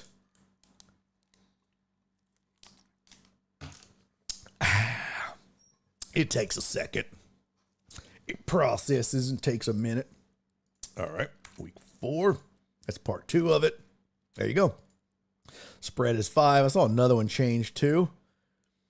All right, so there's the updated odds for all of these. All right, so let's start with Dallas on the road against the Giants. Straight up, this is supposed to be about 27-17. That's what it says. It says 27-17. The spread, though, is 5. So pretty big variance here from our formula to what Vegas thinks. So the spread is 9, almost 10, based off of what we are. So Vegas is saying it's a 5-point spread. We're saying it's a 9.9, almost 10-point difference. So that variance means from what Vegas is saying to what we're saying is about a 5-point difference. So this is the reason I do this is I'm flagging it to say, hey, when we're right on with Vegas, like this game, there's a 0.3 difference. Vegas is saying that it's a 4.5-point game. And because I don't round to the nearest half point, which I probably should, but I just leave it at like 4.8 and I just round on here. So that really would be 5 points. But so that's a half-point difference between the two, but it's really 0.3. So now you see why I don't round, because 0.3 is minuscule. It's pretty close. So that says that we're pretty close to what Vegas is saying. So, we're pretty much on target. The other one lets you know, man, maybe we should pay attention one way or the other. Maybe there's something we're missing or something Vegas is missing. So that's why I point out what the variance is. If it's over 3 points, then just kind of lets me know something's off. Either I'm off or Vegas is off. And that's why I point out what the variances are. And last year we hit it about 55% on the variances. Got it? Got it. All right. So Vegas said the spread is 5. The spreadsheet is saying 10. So the spreadsheet is taking Dallas and giving the points because the spreadsheet says Dallas wins by 10. And right now, Potch is out. All right, Potch. Appreciate you, man. Thanks for being here, buddy. I'll see you next week, dude. Have a great weekend. Enjoy all the foosball. All right, so the way Dallas has played, though, defense has been good, maybe not great lately. But you know what? With the Giants, as bad as they are, I'm gonna go Dallas. Atlanta and New Orleans. This is in Atlanta. Atlanta is actually the favorite in this. Atlanta favored by 2.5. That's crazy. Atlanta favored by 2.5 at home. I would have thought New Orleans would have been favored here. Oh, my bad. Over-unders. Yeah, my bad, Skiggity. So we're saying the over-under should be 44. So the way the spreadsheet works is it predicts a point total. So it thinks the Giants will score about 17. It thinks Dallas is going to score about 27. So when you add those two up, obviously that's 44 points. And that's what we come up with an estimate on the over-under. And then we look at what Vegas says. This is Vegas's over-under. This is what we estimate the over-under to be. Right? And then this is our variance. And again, if we're way off like this one, we got to take a look and go, what's the deal here? So in this case, we're pretty much dead ass on. So that makes you think, well, if Vegas is saying 44.5, right? And we're saying 44.5. Wow. Are they, what's going on? We've got the right total, but they're just giving more points to the Giants and less to the Cowboys. That seems like what's going on there. So the way the spreadsheet works is the spreadsheet just is, remember, it's just statistics. So it says take the under because Vegas is saying 44.5 and we're saying 44. And remember, that's what the hook is. Vegas throws in that half point. That's how they make money. They get you on, that's what the hook is, that half point. So a lot of times that's how they'll get you, is on that half point. And so that's what this is good for too, is to go, okay, well, if that's close, then take the under. So, yeah, taking the under here is what the spreadsheet says. All right, New Orleans on the road in Atlanta. Atlanta's a 2.5 point favorite. But according to the spreadsheet, this should be about 23-20 New Orleans. So New Orleans is actually according to us, a 3-point favorite. According to Vegas, Atlanta's a 2.5-point favorite. That's a 6.2 point swing in the variance. That's why you see a negative number here, because we have New Orleans as the favorite and we have a different favorite altogether. That's why there's a negative number here. So that's why the spreadsheet says, take New Orleans, man. We actually think they're the favorite to begin with. And you're going to give us points? Okay. That's according to the spreadsheet. Again, it's really early. Vegas knows something we don't. You got to take into account injuries. You got to take into account you're on the road. You got to take into account you get 2.5 points, right? When you go on the road, that's what it's a given that the home team gets 2.5 points, blah, blah, blah. So all of that matters.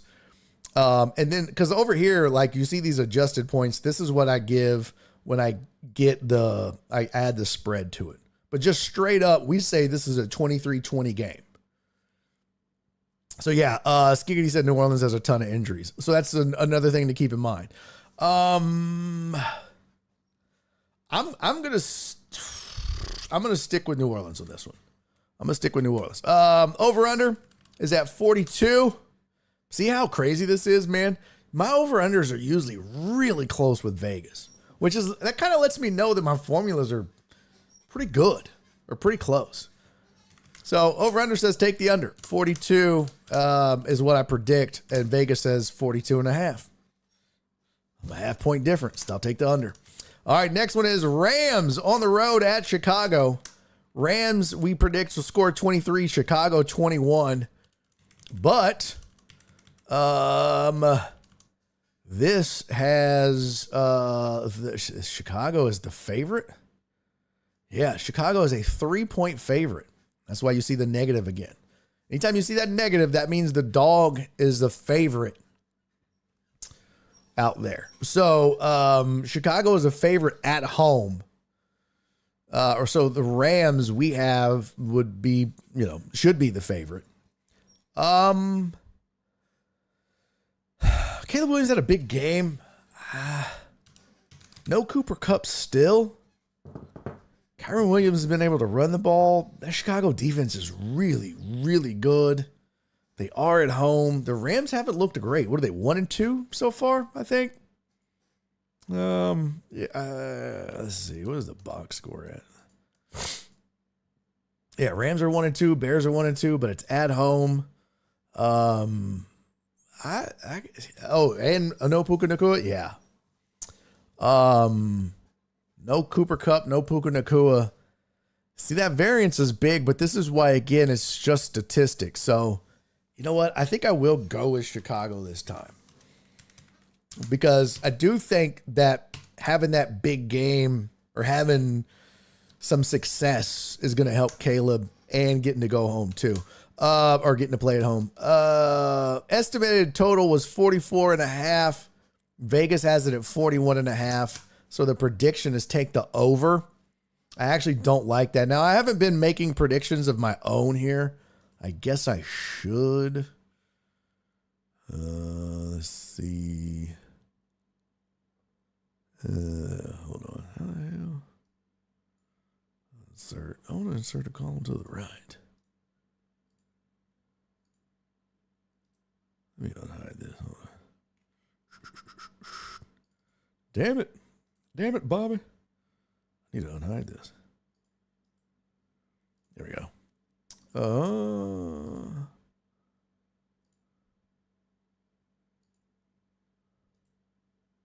There we go. So this will be my picks.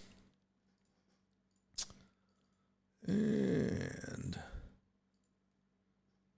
get over there. Okay. I'm going to take the under, and under. All right, Minnesota game on the road in Green Bay. Aaron Jones going home. No Jordan Love. Sam Darnold playing like crazy. We saw how good Minnesota is. This one is interesting. Minnesota Green Bay is favored by 3 at home. The spreadsheet says 22-20, roughly. But then when you account for the points, it says take Minnesota. And that's where this helps, right? This should be a close game. And that's where knowing, all right, if the spread is 3 and the spreadsheet says this is going to be a close game, 21-20, 22-20, and you're giving me 3 points, that's when this comes in handy, because straight up, Green Bay probably wins. But if you're giving me 3 points, now we're talking 23.5 to 22. It could be 24-21, something like that. So that's why the spreadsheet is saying take Minnesota. And remember, that's what we're picking. We're not picking straight up winners. We're picking against the spread. So I'm taking Minnesota, especially with no Jordan Love. Over under, we have it at 42.5. Vegas has it at 43.5. So I'm going to take the under on that as well. Jared, good question. Sorry, I'm listening, Barry. Better season, Darnold, Fields, or Mayfield? Like so far, or when it's all said and done? Thank you, Jared. Glad to see you feeling better. Enjoy the weekend. Shots on Monday. Yes, sir. Shots on Monday. Absolutely. But are you saying for the better season so far, or when it's all said and done? Ask me or answer, and I shall let you know. Pittsburgh and Indy. Pittsburgh on the road, favored. Pittsburgh a 1.5 point favorite on the road. Let's see. Yeah, 1.5 point favorite on the road. Ugh. This is a push, really. I mean, we have this as a zero-sum game, 21-21. So at that point, if you're getting points, you take Indy. And that's what the spreadsheet is saying. So I'll take Indy, but you know what? Actually, I'm going to take Pittsburgh because that defense at home, that defense is tough. That's not a rookie quarterback, but he's a young quarterback in Anthony Richardson. We saw the Texans go off on that Colts O-line. I know the Colts offense is supposed to be good. They haven't looked great. Anthony Richardson's a boss.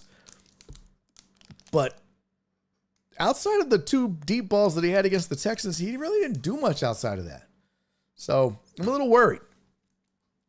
Over under, we have it at 41, excuse me.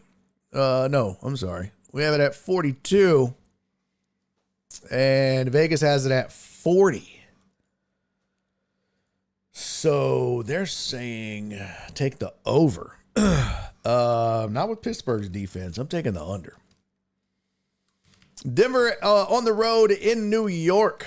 Jets and Aaron Rodgers starting to look good, starting to click. Denver is the favorite?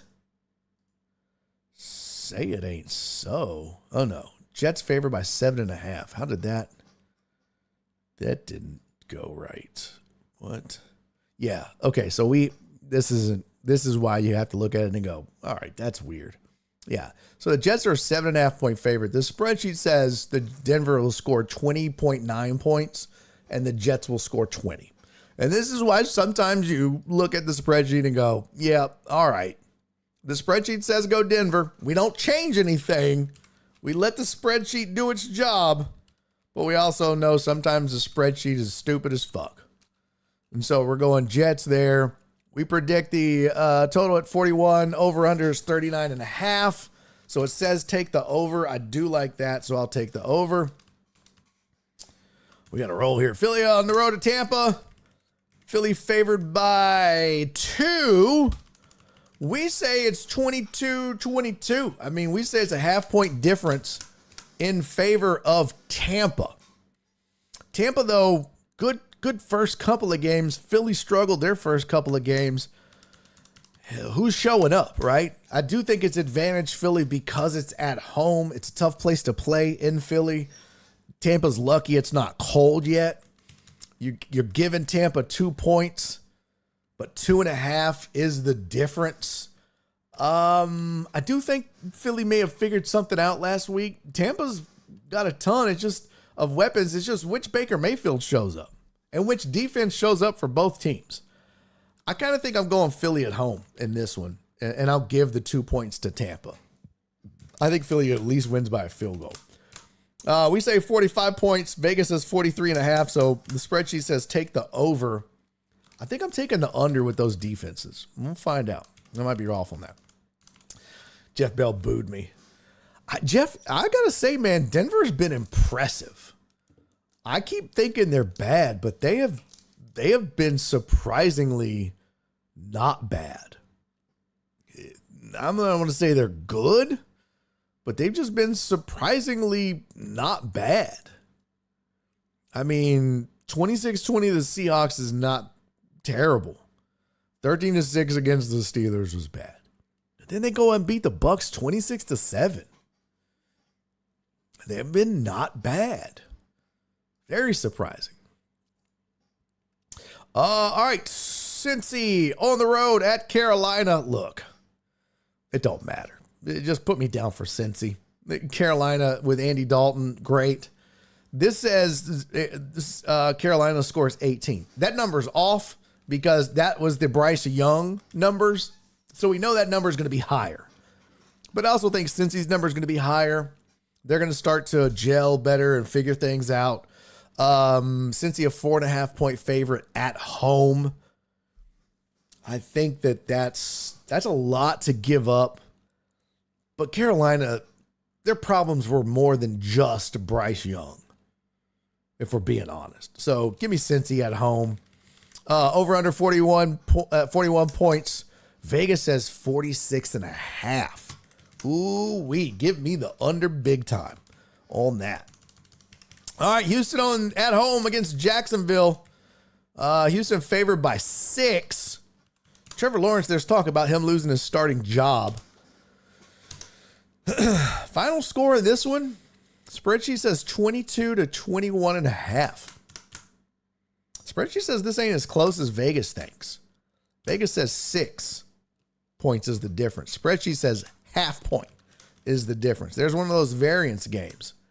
Spreadsheet says take Jacksonville and the points. Have you seen Jacksonville's offense? Have you seen the Texans' defense? I think the Texans are pissed about last game. I think Jacksonville's pissed, but they're just bad. I think the Texans win by more than 6 at home. I think that offense has something to prove. We'll see. No Joe Mixon's a big deal though, man. That's a big deal. That pick could come back to bite me. Over under is 43.5. Vegas says 45.5. That's a 2-point difference. I'll take the under as well, but actually, you know what? I'll take the over.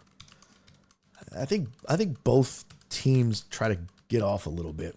Washington on the road at Arizona. Washington says the spreadsheet says they'll score 23. Arizona should score 25. Arizona favored by 3.5. Spreadsheet says take Washington. Give me Arizona, man. They're rolling right now. Over under is 50.5 set by Vegas. Spreadsheet says 48. Give me the over. Jane Daniels is balling. Arizona is balling. Cliff Kingsbury's going home when he couldn't, get shit done with Kyler Murray, who's now playing lights out. He's got shit to prove. Kyler Murray has shit to prove. This is going to be a shootout. That's why the over-under is 50, first of all, which is the highest of the year, or of the week, excuse me. And that's why this is also at 48, because these two teams have been offensively prolific so far. So give me the over. I think that's a shootout. Plus the defenses are sus. New England on the road against San Francisco. New England 15 points estimate. San Francisco 25. I don't think San Francisco puts up 25. San Francisco favored by 10 though. That's a lot to give up. New England heading out west. If this was the other way, I'd be more inclined to take the 10. Shit. Spreadsheet says they win by 9.5. 10's a lot, man. Give me New England. I'll take the 10 points. Over under set at 41. We say Vegas says 40.5. Fuck that hook. Give me the over. All right. Cleveland on the road against Vegas. Cleveland should score about 21.5. Vegas should score 20.5. So that's a reverse. So Cleveland should be the favorite according to us. Vegas says that Vegas is a 2-point favorite. So give me Cleveland in that one as well. I think Deshaun Watson that offense starting to figure things out. Defense as well. Myles Garrett could be in trouble, though. He's got some foot problems. Over-under is 42. Vegas has 36.5. Definitely give me the over on that. That's a big swing. KC on the road against the Chargers. Chargers 18.8. That's 19 points. KC 22.5. And they are a 7-point favorite.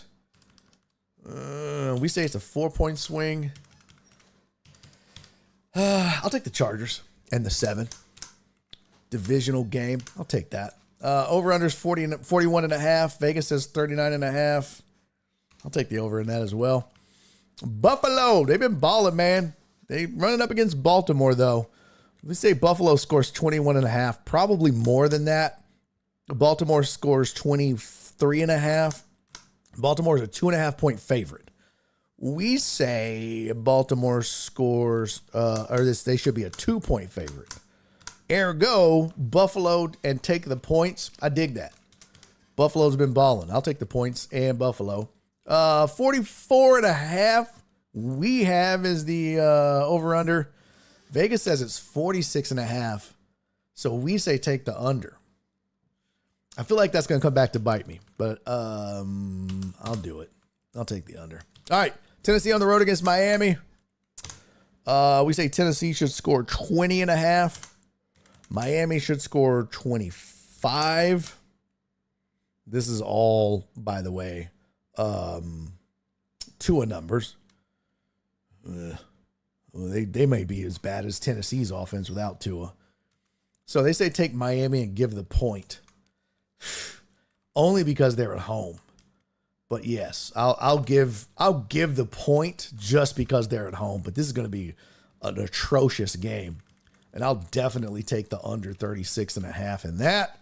And lastly, Seattle on the road to Detroit. Seattle should put up 22.5. Detroit should put up 25.5.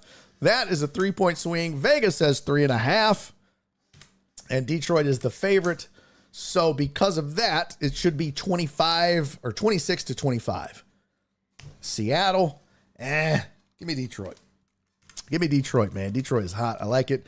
47.7, so 48 is the over-under that we say. Vegas says 45.5. That's 2.5 points. Yeah, I'll take the over on that as well. I like it. Both teams putting up points. Geno Smith balling, man. There you go. I will post these. I need to get better, like more efficient at how I can post these easier. Titans and Texans are not good. That's an overhyped team. Stop it. Stop it. Stop it. You is crazy. You is crazy. Call of Duty comes out October 26th. That's when they're going to suck again. Hugo said, unknown QB beats Titans. I'm going to disappear. Yeah, you are.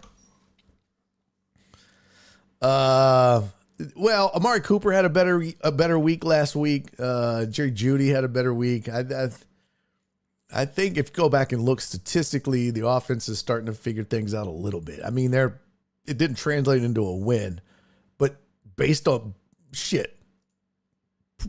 prior. Here, let me see. Reopen, close tab. Let me see if I can go back to where they were. Just based on what they had put up before, though. It's definitely improved. Let's see. Where the Browns at?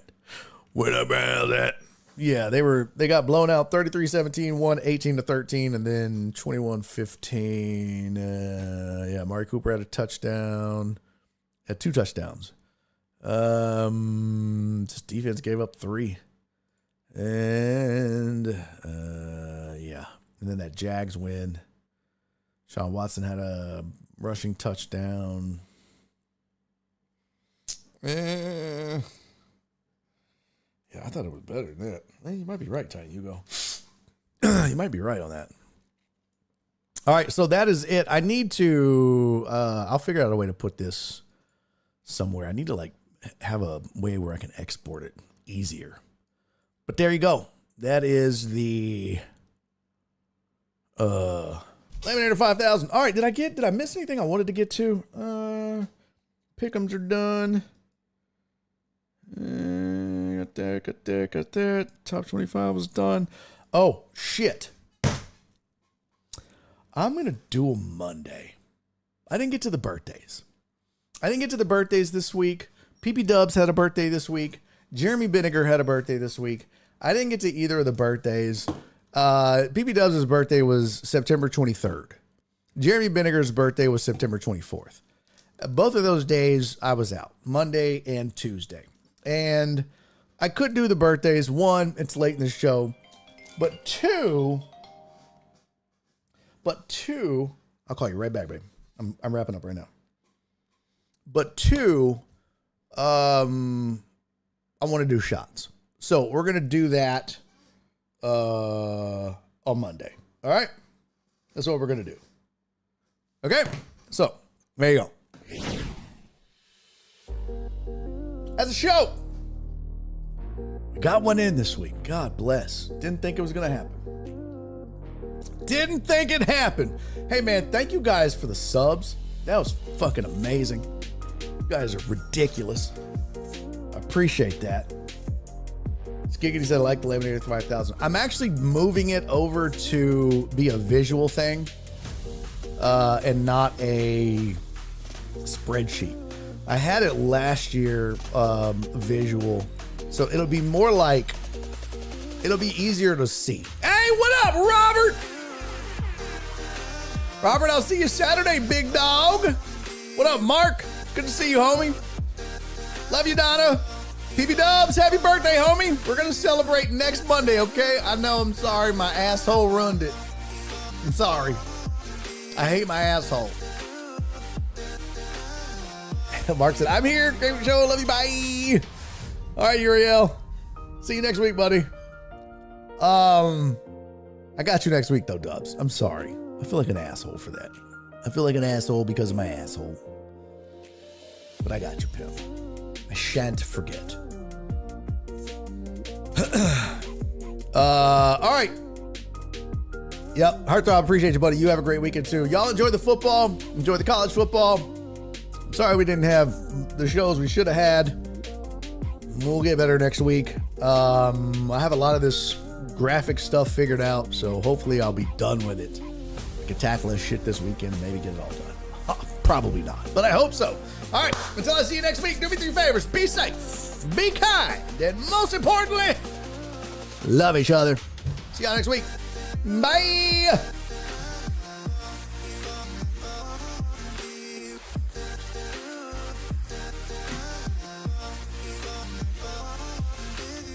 And he's making a YouTube